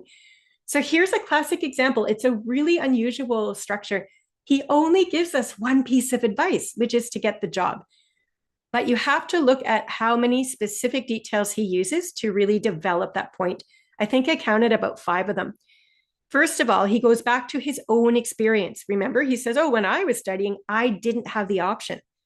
So this is excellent coherence. He's going back to his own experience. Then he cites immigration rules. He says they've changed, and he gives us the precise number of hours. He says to John, you can work 20 hours or any number of hours if you work on campus. right? And then after that, he goes back again to his own expertise. He says, I've been in this country, this city for 5 years. I know lots of people. So he says to his friend, when you land there, let me know. Great vocab, great offer of help. He offers to be a reference. He offers to pass out resumes to the employers that he knows. So there's about 5 or 6 specific details there that all relate back to getting a job, whether it's a resume, a reference, how many number of hours, where you could work. So again, it's a very unusual structure to a response, but it's one way that you could answer this question and still score quite well. Okay, I still myself, as if I was a CELPIP test taker, I would still probably try to get at least 2 pieces of advice with support for each. That's just my style. I think it's important to give that well-rounded answer, but I can understand this man's structure himself by looking at how detailed he is all around that advice. So I think his content checks out just fine. What about vocab? Can I open it up to you again to identify any words there that really impress you? What are you finding here? That there's quite a few to choose from, by the way. But are there any precise or specific or descriptive, context appropriate words here that you'd like to point out before I underline them for you? Yeah, and I see already in the Zoom chat that lots of ideas are coming in and they mirror the ones I found. So we're getting words like in-house, accommodation, immigration, expensive, and so on. Yeah, there's quite a few examples. There's probably even more that I didn't underline, but you get the point. And notice too the casual expressions towards the bottom. Once you land there and forward your resume, he's talking to a friend, remember? So it's okay to be a little bit more casual with our wording. And it also shows a good variety or range of vocab. So well done. Okay, now there are some imprecise vocabulary words. It's not perfect. So remember, university of your choice is so generic and it's copied right off the test instructions. It would have been so easy just to name the university there. So that would have been an improvement. Using words like really good university, that's really common. The word good, oh, it's so common. We could do better. We might just say, congratulations on getting into Stanford. It's got such a high reputation for academics. Isn't that more interesting than saying it's a good university, right? So push yourself if you can. Work up to that level if you can. And so pretty expensive, same thing, really vague. You might just say, oh, we all know tuition is so expensive, thousands of dollars per term, you could just say, right? Give ballpark a dollar sign if you can. And then get a part-time job would be the fulfillment there. Anyway, overall, I thought the vocab was pretty good. I just did it myself. Overall, the vocab was fairly specific, but there definitely were some areas that could have been fine-tuned a little bit. Anyway, task fulfillment, his tone is wonderful. He congratulates his friend. He sincerely wants to help. He's understood the instructions on this question and given a very full answer with all of those particular details. And he does speak for 90 seconds, even though he gets cut off. The cutoff here wouldn't matter because the answer is so full. So once again, I'll show you the little summary of this man's strengths and weaknesses across all 4 areas. I've just quickly turned off the Zoom chat box because I was hoping I'd have your undivided attention on the screen here. I've got the second online Zoom poll up, and I'm curious how you might assess this one. You know that the first speaker today earned a level 8. So I'm wondering how this man fared in your own mind. Is it a level 8 or is it a level 9? I'll give you about 10 more seconds or so if you wanted to log your vote. And then I'll show you the score that he got.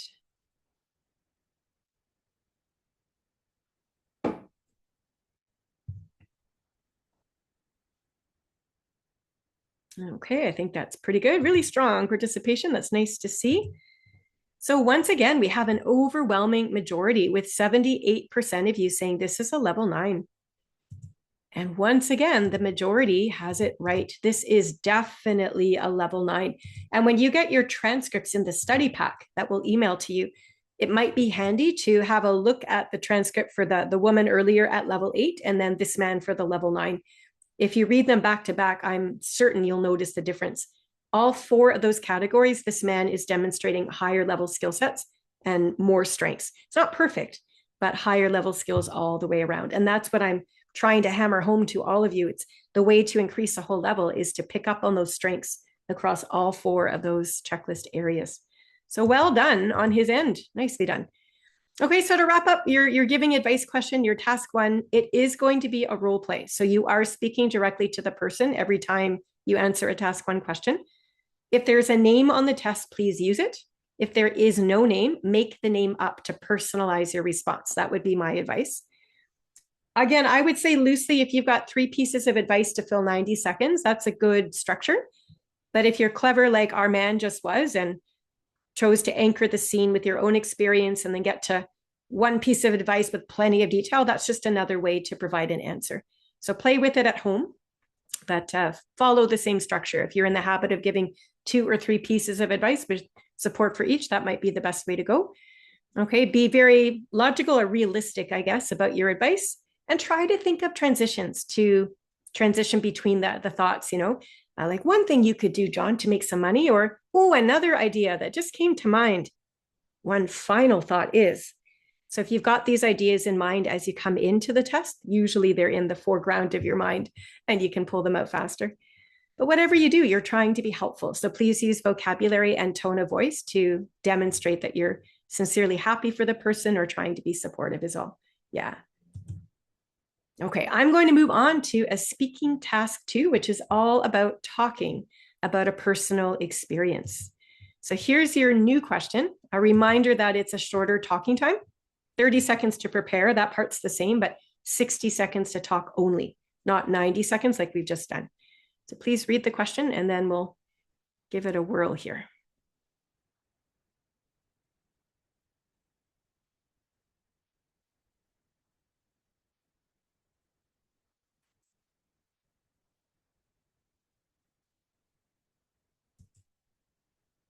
Okay.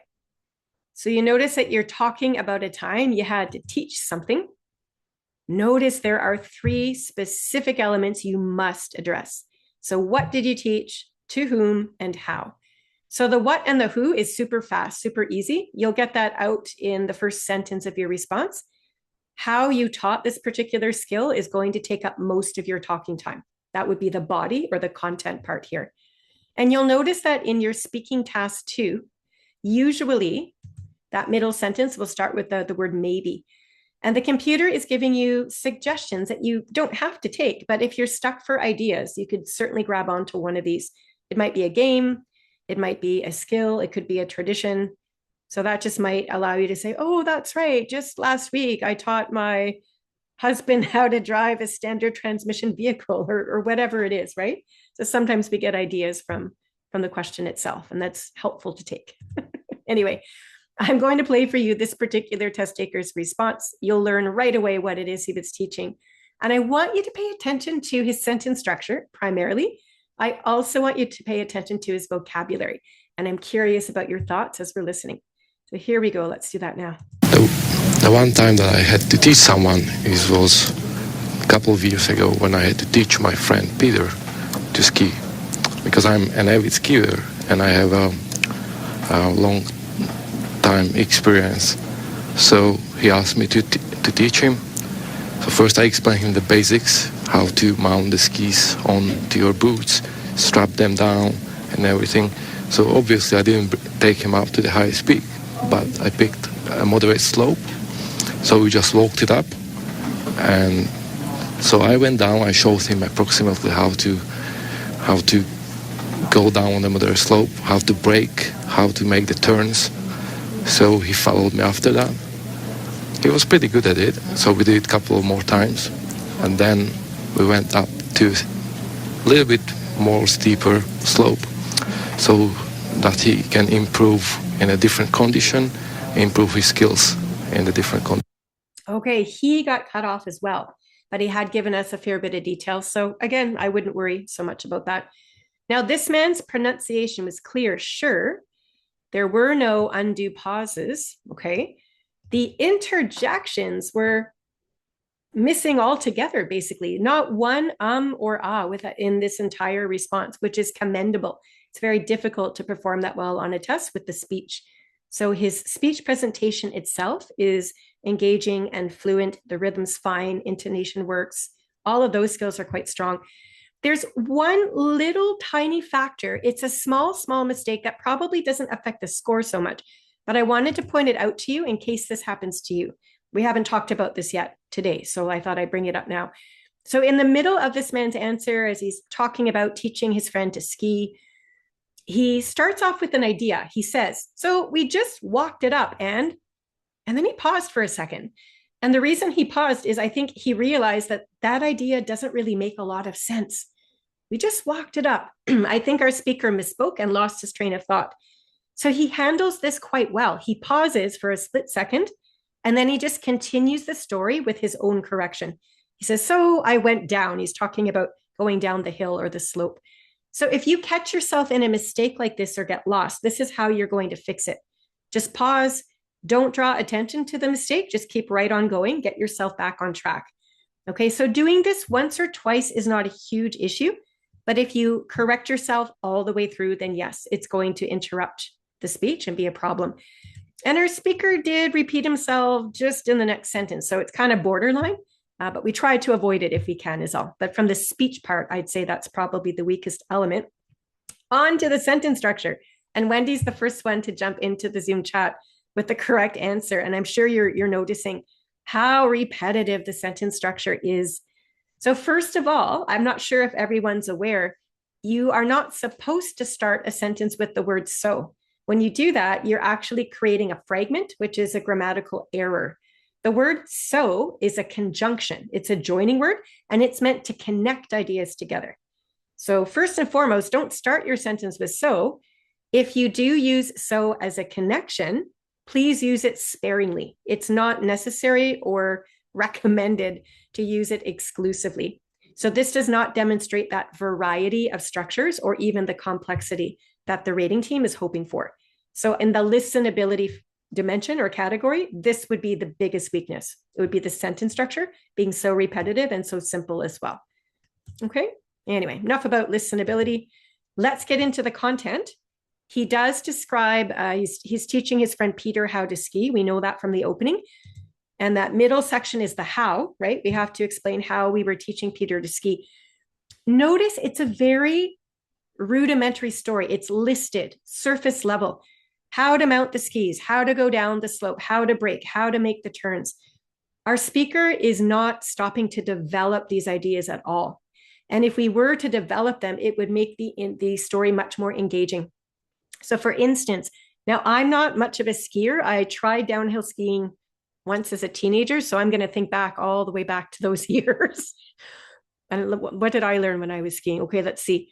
How to brake. I'll go with that. So if I was to develop that one, I might just say, I taught my friend Peter that in order to slow himself down as he descended the slope, he needs to keep his knees slightly bent and point the tips of the skis towards each other without crossing them. If he crosses them, he'd fall, but at least by making a little bit of a snowplow stop, he'd be able to slow his speed and get to the bottom safely. So being able to develop the how-to statements would certainly be one way to break up that simplistic to-do list that he's given us. And also, as I say, make the story a little bit more engaging.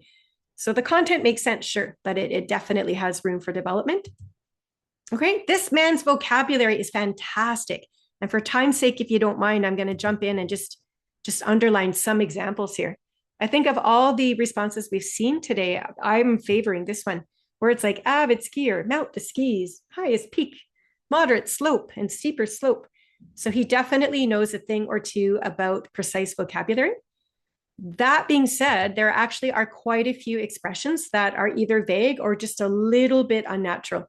Like we wouldn't say, I have a long time experience. He might just say, I've been skiing for 10 years, or I have much experience, something like that. I explained him the basics, not quite, I explained the basics to Peter so he could be an accomplished skier. So the good news is we always understand the ideas, even though the syntax is a little bit off. But again, that weakness we're trying to overcome is just learning the right words in the right order to smooth out those expressions. So it does just sort of increase the sophistication is all. Yeah. Anur, I have to agree with you as well. I like his story in a sense that I could visualize the scene as well. But we're going to actually improve this response, and we're going to work on just that. We're going to turn it into a more engaging story that you could really picture in your mind. So it's funny, you should mention that now in the Zoom chat. Yeah. From a task fulfillment standpoint, I mean, his tone is fine. All he's doing is telling us a story about teaching his friend to ski, and he does speak for those 60 seconds, even though he got cut off. It's not really a problem as the response was clearly winding down. So here's his little summary chart, and I'm curious how you might assess this one. I loved some of the strengths here are stronger than we've seen in other responses, but then there are some new weaknesses that we haven't seen. So that's it's a good one to assess in that for that reason. Remember, you always have to look at all 4 categories and put it all together. You know, what are the strengths and weaknesses across all 4 categories? That's how we know. Ooh, and you're close. I'll give you 10 more seconds, but this is going to be a very close vote, I think, today.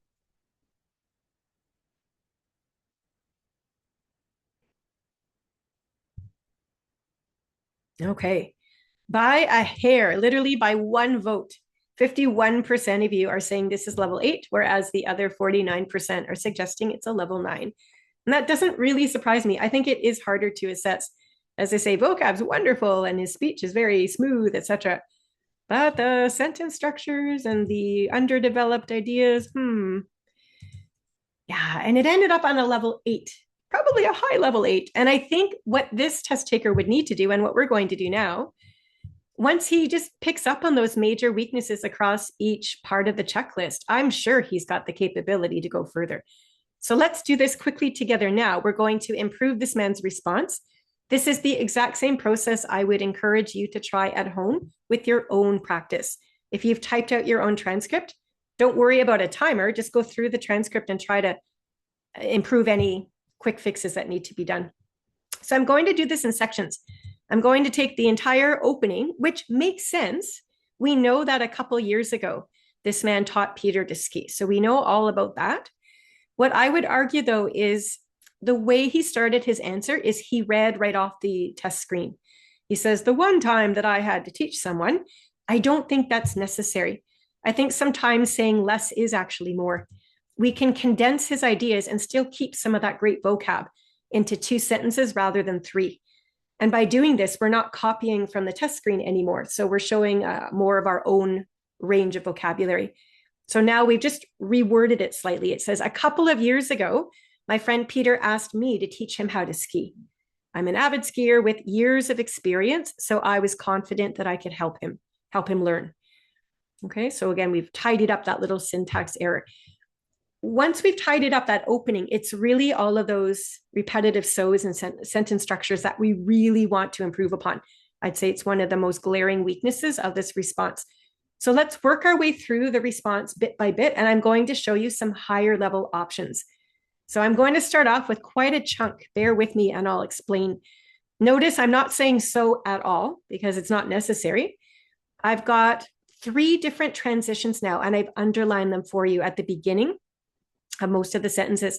So rather than say so, why can't we say first? So first, I explained the basics to him, how to mount the skis onto your boots and how to strap them down. So we're taking a couple of those how-to statements, not all of them, just a couple, and we've sort of transitioned that in with the basics. These are those foundational skills. Notice when we continue the story, we're trying to sequence the events. Rather than so, we could say, once he got the hang of this, and now we can get into the next action of the story. We walked up a moderately sloped hill so he could get some practice before going up the ski lift to try one of the beginner trails. So that whole detail was added in to build interest rather than say how to brake, how to slow down, how to do this. We want to get away from that repetition and really, as owner says, allow the listener to fully picture that. I can picture these 2 guys going up the ski lift and imagine them on this beginner trail. That's what we want to do. The next correction is easy. We just remove that little self-correction where he got off track. And again, no need to start with so. We're just going to continue the story. I showed him how to keep his skis together, how to brake, how to make the turn, sure. Notice the transition we put in there to summarize all those skills, all the essential skills that any skier must know. He was a very quick learner and started to feel very confident in his abilities. We wanted to add in some emotion because this is an emotional story. It's a nostalgic one that we're enjoying looking back on. So why not add some emotion there? And again, look at the vocab we're adding in to make this more varied. Rather than start with and then, let's make it a little bit higher level. Another transition of time. After about an hour, he wanted to try a bigger hill. I tried to convince him to do one of the safer trails first, but he was convinced he was too good for that. And then we could continue if we had time. On his very first run, so there's your next transition, on an advanced trail, he lost control and almost hit a tree at full speed. After that, he listened carefully to my advice. Interestingly, he is now a ski instructor. I like to think I inspired him. Okay, so again, step-by-step approach to making this a much higher level than what we started with. And I just wanted to highlight for you in yellow, as you can see, all the different transitions that we chose to add in instead of using the word so over and over again. And when you examine most of these transitions, you'll see they are transitions of time. And when we tell a story, that's what's helpful for the listener. We need to know what happens first and then what happened next and so on. But we've got such a good variety now of transitions. Now, I can't tell you what level this revised version would have received since it wasn't drafted by a test taker in a test center. This was actually written by a past CELPIP instructor, actually. All right, so it is quite high level. That's the takeaway. It definitely would have earned higher than level 8, which is where it started. But this process, it is time consuming, but it's such a great way to improve your own skills because it allows you to see where your areas of weaknesses are. And it also gives you the chance to fix them in study sessions without worrying about time. It's going to build not just your speaking, but also your writing skills. So try it out and see how it goes for you. Anyway, before we move on to our final question of the day, I did want to give you an opportunity to listen to a level 12 test taker answer this exact same question. So this is a woman who's going to be telling us about a time she had to teach something to someone. We won't analyze this in any depth, but in your study pack, you will get the transcript. You also will get a little analysis chart identifying strengths and weaknesses. But I'll just direct you as you're listening to her voice, as you're following the transcript, I really want you to focus on her sentence structure and transitions. You'll see that she's using more appropriate transitions to sequence. I really want you also to focus on the skills development as she tells the story. There's quite a few precise examples here that really make this response come alive. Let's take a listen now. When I was about 24 years old, one of my closest friends, who was 22 at the time, came to me. I had to help her learn to cook a Christmas dinner. Her family, for the first time ever, were coming to her house for Christmas, and she had no idea how to cook. I had been living on my own for about 8 years, so I knew, I guess, the skills that she needed. We started by forming a menu. We tried to keep it traditional, but also very simple. From there, we went actually physically to the grocery store because she'd also never shopped for groceries. So once we had the groceries, we went home and we did a few test runs. I wrote out step-by-step instructions for each menu item, and then we did a few test runs cooking each menu item so that she was prepared on the day. And when her family arrived... Okay, so she got cut off at the end too. Seems to be a pattern in today's session.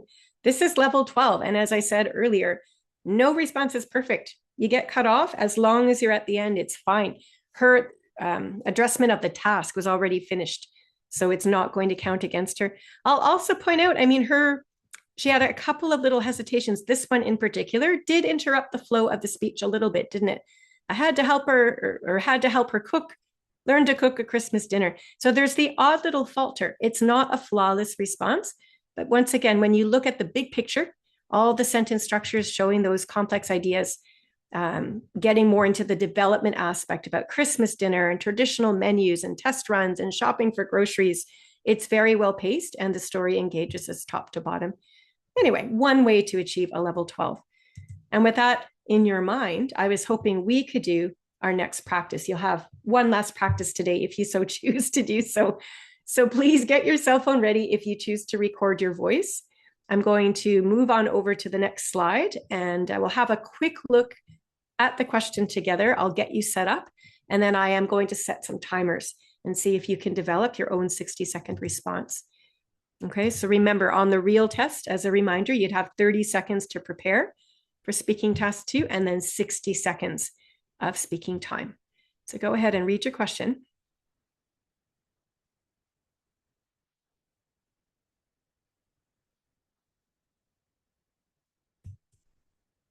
And since you will be delivering your own answer in just a moment, really quickly, you have to come up with a class that you enjoyed. Remember, you get some suggestions. I mean, it could be something from school or something fun. Like it could be grade 12 geometry, or it could be an acoustic guitar class. But you've got to be super quick to pick your class. Can we do that right now in the Zoom chat? Have you already thought of a class at some point in the past that you just really enjoyed doing? Honestly, doesn't matter if it was grade school, high school, university, extracurricular. Do any of your ideas come to mind? Whoops, sorry. What ideas come to mind? Ballet, Marilia is saying. Fantastic. Fantastic. Honor took a speed reading class. Sure. I mean, if you could develop that and make it interesting, why not? Pitching as in baseball, Zoom? Is that what you mean? A pitching class, or maybe a painting class, soccer, baking, you have it. Yeah. So with 30 seconds to decide, my hope is if this was the actual test, that within the first 15 seconds, you could pick your class, because then you would save yourself the remaining 15 seconds to start thinking about what you did in that class and why it was so enjoyable, because that's what you're going to include as you speak, right? And when you do speak about a true to your own life situation, I think the ideas will come to you a lot more quickly.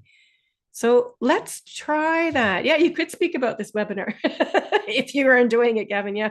And then it's very, very present, eh? You'll have lots of ideas to think about. So with this question, are you all set? You've got hopefully a cell phone or something that you can hit record so you can listen to it later on today. But I still am going to give you the 30 seconds of prep time. So you start to develop what that feels like.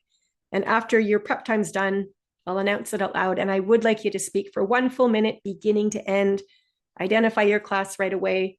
Tell us what you did. Make sure you tell us why you enjoyed it. And then that will take you to the end of the 60 seconds. Here we go. Prep time, 30 seconds.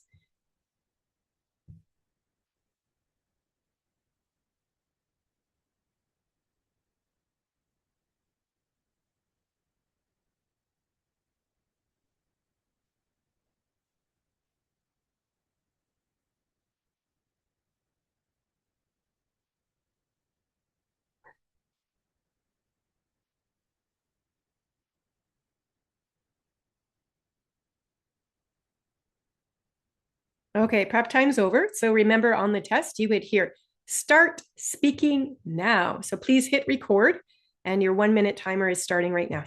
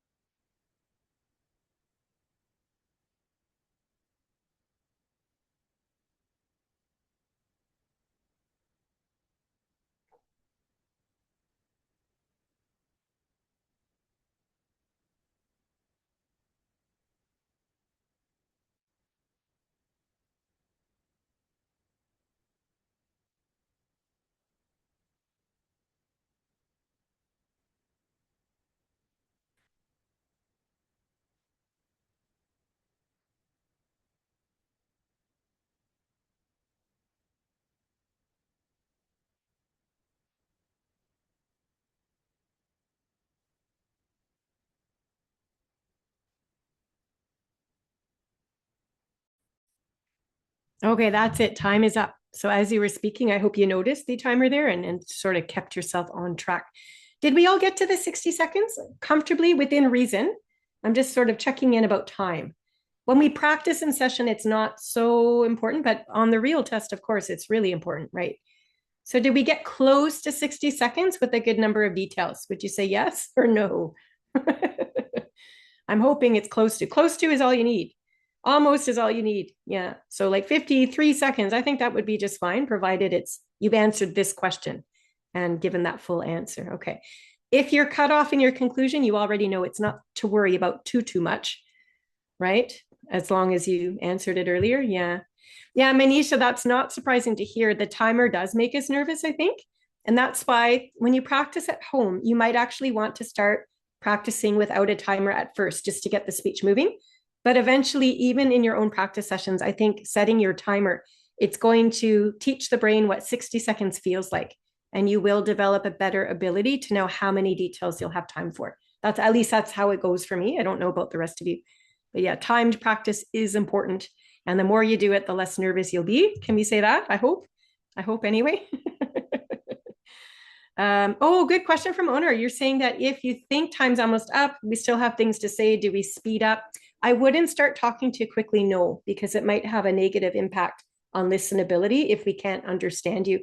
I think if time is almost up and you still had another main point, really the best thing you can do is just cut out that other main point and finish off with a conclusion. That happens to me all the time, by the way, when I do practice tests with students and just for my own development. I always have tons that I could still say, but I just don't have time. And that's actually not a hard problem to fix. As long as you've gotten out 2, if not 3 main points with some detail, that's fine. You're done. Don't worry if you still had 2 other points you wanted to say. You don't need them at that point. Yeah, I hope that's reassuring anyway. Okay, let's listen to I think this is our final test taker. Trying to remember now. Anyway, we'll listen to this woman talk about her favorite class and we'll do a quick analysis and guess the score. Here we go. It's been such a long time since I've taken a class, but I do believe that algorithms was one of my favorite classes. I guess I really enjoyed the fact that we were always learning something new and it was always making your brain work. It was challenging and very interesting, and honestly, I have to admit that I loved correcting the professor with the examples and so on, which is kind of a touchy subject right now since I am the one teaching and the students are correcting me. But I'm hoping that my professors were taking it in the same way as I do now, as in it's not a big deal. It's better to give a correct example than a mistaken one. I really should start looking at algorithms again. I miss it. It's a fun topic and I should do it again. Okay, great pronunciation. A couple of little pauses perhaps as she's thinking, but the rhythm was quite steady as well. There was one tiny little self-correction again. This would not hurt the score in the sense that it's only 1. But remember how the man talking about skiing started talking and then paused and corrected himself? And this is exactly the same thing. This woman used the wrong expression. She said touchy-feely by mistake, and that's got a completely different meaning than what she wanted. She wanted touchy subject. So she handled it very well. She paused. She said, like paused. And then she said the right words and on she went there as well. Okay, so if you do make a mistake, catch it right away, fix it and move on. But just don't do this too often. Otherwise, it does become a problem. But we're not too worried about her in this moment. Her transitions are fantastic, this woman. It's been such a long time. And honestly, and I have to admit, so this is an example of somebody using a variety of structures to bridge the story together. And when we get accustomed to throwing these transitions in, it really helps to sequence the story and adds for coherence. So these are higher level skills, I would say. Okay, from her content standpoint, the content's okay. She does identify algorithms as her favorite class, and technically she gives us 3 main reasons. Her first reason, honestly, I don't find too exhilarating, where she says she's just always learning something new. There's that word again, something. Could we replace that? We're always learning new skills even would be better. And she follows that up with always making the brain work. So those 2 ideas sort of go hand in hand. I think her third and final point is the best of the bunch. She says she loved correcting her professor, and she really develops this point incredibly well as it connects to her own life. She says, I loved correcting my professor. And then she says, I'm the one teaching now and students are correcting me. So she thinks back and she says, oh, I hope that my professors were taking it the same way I do. It's not really a big deal and so on. So this is really nice development for her third point. It would have been nicer had she been able to balance the response though and more fully develop those first 2 points, right? So content's definitely adequate, but a little bit of room for development or revision, I would say. Okay, her vocab though, no worries. I mean, algorithms, challenging, touchy subject, even her grammar constructs. I'm hoping that my professors were taking it and it's not a big deal, correct example. So she has a huge range of words that she knows how to use suitably, accurately, naturally. There's a handful of imprecise words. We try not to say, I guess, I think. It makes us sound unconfident. So if we just remove that, oh, I really enjoyed and Again, something new we've talked about. We don't want to use that word something, and so on. Doesn't really add value. I would just remove these flimsy words that don't add value, and it would strengthen overall, I'd say. But her tone is just fine. What she does really well that we haven't heard anyone else do yet is she uses her tone of voice, the intonation at the end in particular. When she's looking back or thinking back to this class that she took, we know that she enjoyed it so much just in the way she goes, I really should start looking at algorithms again. She sounds nostalgic, and that comes across to us, the listener. So I think the tone here is remarkable in that regard, right? I'm happy for her that she enjoyed this class so much. So her opening and her closing are very strong. She sets it up beautifully as a class that she enjoyed and comes back to that again at the end, speaking to for the full 60 seconds. Anyway, here is your chart, your summary chart, I like to call it. What do you think this woman scored? Is it a level 8 or is it a level 9? How did she do? Notice we're speeding up a wee bit as we end or come to the end of our webinar. We've now analyzed, I've lost track, but at least 4 different responses, and you practiced 2. So I'm really hoping that you're all getting the hang of which skills are really important for a higher level score and which ones maybe aren't so important.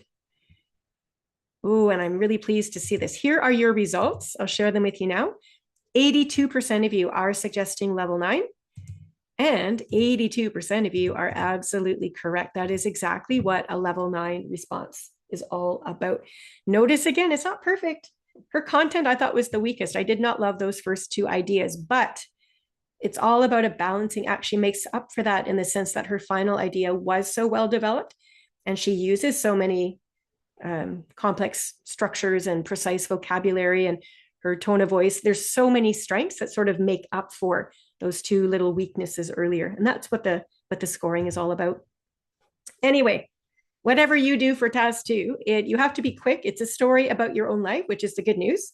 If you pick something that you know about, usually you can think of ideas quickly, but it's just a matter of picking the focus of the answer right away. So in this question you practiced, I'm hoping you came up with your class in about 15 seconds, and then you had time to think about, again, why it was so enjoyable, etc. I would say that most of your verbs as you tell the story will be from past tense because this experience did happen in the past. But I did say use past tenses where appropriate, because in some cases, like this woman demonstrated, she connected this past class to her own current experiences teaching. So yeah, you're definitely going to need to use whatever verb tense makes sense for your story. But I would argue most of the actions you're describing will likely have occurred in the past. So just be mindful of that when you're telling the story. And again, the more descriptive you can be, the more you can get the listener to know how you felt during this experience. That's a good way to, or a good marker of an interesting story. So content will certainly help boost a good score that way. Anyway, we're coming to the end of our session. So if you do have any last minute questions about speaking, this would be a really good time to put those in the chat box before we log out. I'm just going to quickly remind you of a few promotions and introduce you to some study products before we log out here. So if you are new to Canada, by the way, the CELPIP test has a partnership with the National Bank of Canada. And if you do open a bank account through the links on our website with the National Bank, they will actually issue you a $300 cashback feature, and that would cover the cost of your CELPIP test.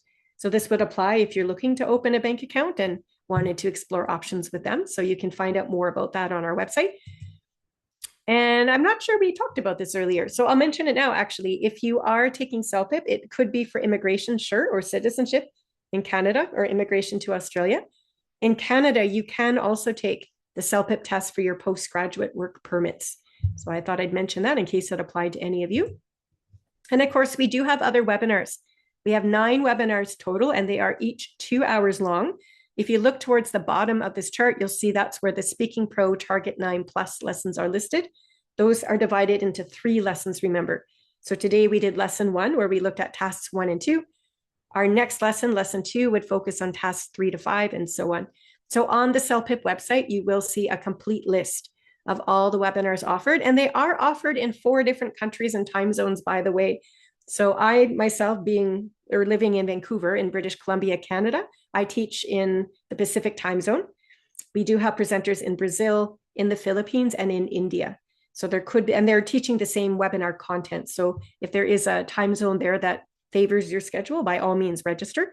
We just want you to come on out and have a good lesson so you can prepare for your skills. We also have a YouTube channel, and the name of that channel is here. It's CELPIP Official. All right, we have tons of different instructional episodes posted to this channel.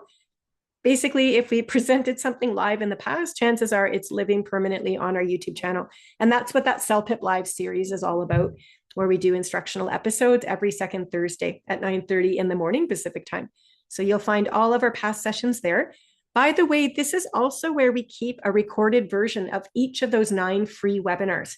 So if you don't want to wait for the next actually live webinar to occur, you could just go to the YouTube channel and find the recorded playlist. It's marked as 2026. It's really easy to find. And then you'll be able to view at your leisure parts of the webinars that you want to brush up on. I'll also point out, we had some questions today earlier about how you could see other scores and so on. So I'm showing you the landing page of the CELPIP website. And I wanted to point out that if you go to the very top, prepare for CELPIP, and then click on that score comparison chart option from the drop-down menu. This is going to show you how to listen to or review real CELPIP test taker answers. So you can access answers for speaking and writing. You can click back and forth as you see demonstrated here. And then as you also see, you've got some tabs that you're going to navigate through. So there are sample responses with questions and response analysis features. So you can view pretty much any level of CELPIP that you want to brush up on for speaking or for writing. So let's pretend it's level 10 as an example. You would click on the level there. And then when you click sample responses, you could read the test question and you'll see 2 different sample responses labeled A and B. So you can hear the recording and follow the transcript for speaking or read the writing responses. But when you click response analysis, this is where you get a summarized note for all 4 of those categories we were looking at today. That really establishes what these people have done well and where their weaknesses are. So it's a fantastic free way to have exposure to more scoring practice, more or less like we did today with our speaking. We also have a CELPIP podcast. It's simply called the official CELPIP podcast. You can access episodes on our website under the blog section, or you can even download from Spotify or Apple or wherever else you listen to the podcast itself. So more than 20 episodes currently reside there. And there are 2 free practice tests right at the website, celpip.ca. When you create your own online account for CELPIP, you also would get those 2 same free practice tests downloaded right into your account. And when you've completed all the free materials, we would advise you just to take a peek in the online bookstore if you wish. We do sell other materials. So there would be other practice tests for sale and study guides and online courses and so on. So I won't go into detail about those now. I think you can read up on those at your leisure if you do have time to browse. Okay, but the price points here are regular prices. Sometimes we have 50% off sales, so do keep an eye for that as well. And then these prices would be half of what you're looking at now. There's one more freebie I should mention before I forget to do so. And when you register for a CELPIP test, you're going to be given a little bit of free access to try out one of our online courses. The name of that course is called Accelerate. And what Accelerate does is it gives you a wealth, more than 30 instructional videos to watch, and then quizzes and activities and practice questions to complete based on all aspects of the CELPIP test. So there's a reading and writing course combined and a listening and speaking course combined. Okay, so this little free Accelerate starter gives you, if you register for a CELPIP general test, you'll have 5 hours of free access to the course.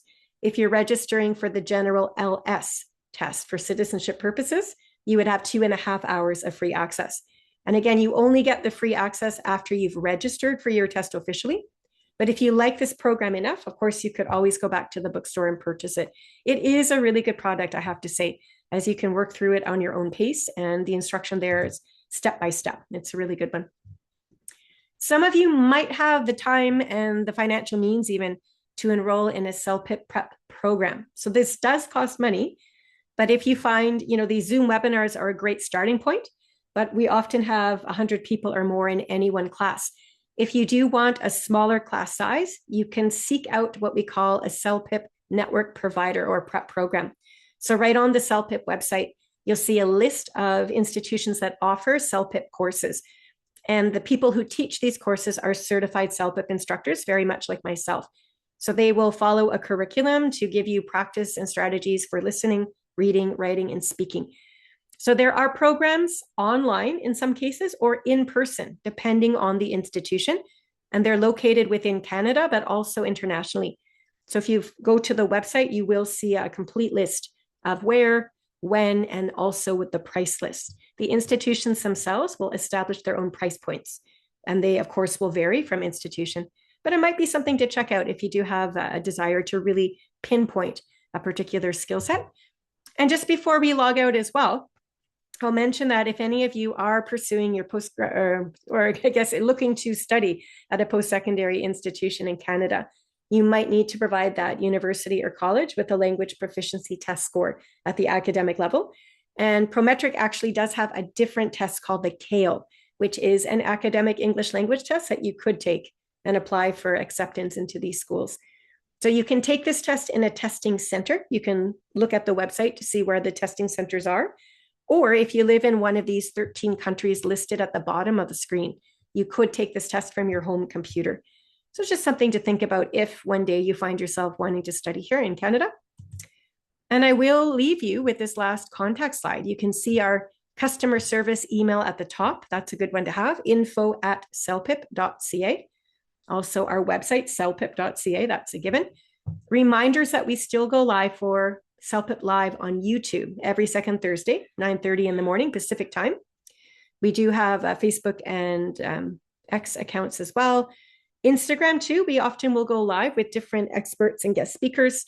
There's not really a set schedule, but if you are subscribed to that channel, you'll know when the next live is coming up.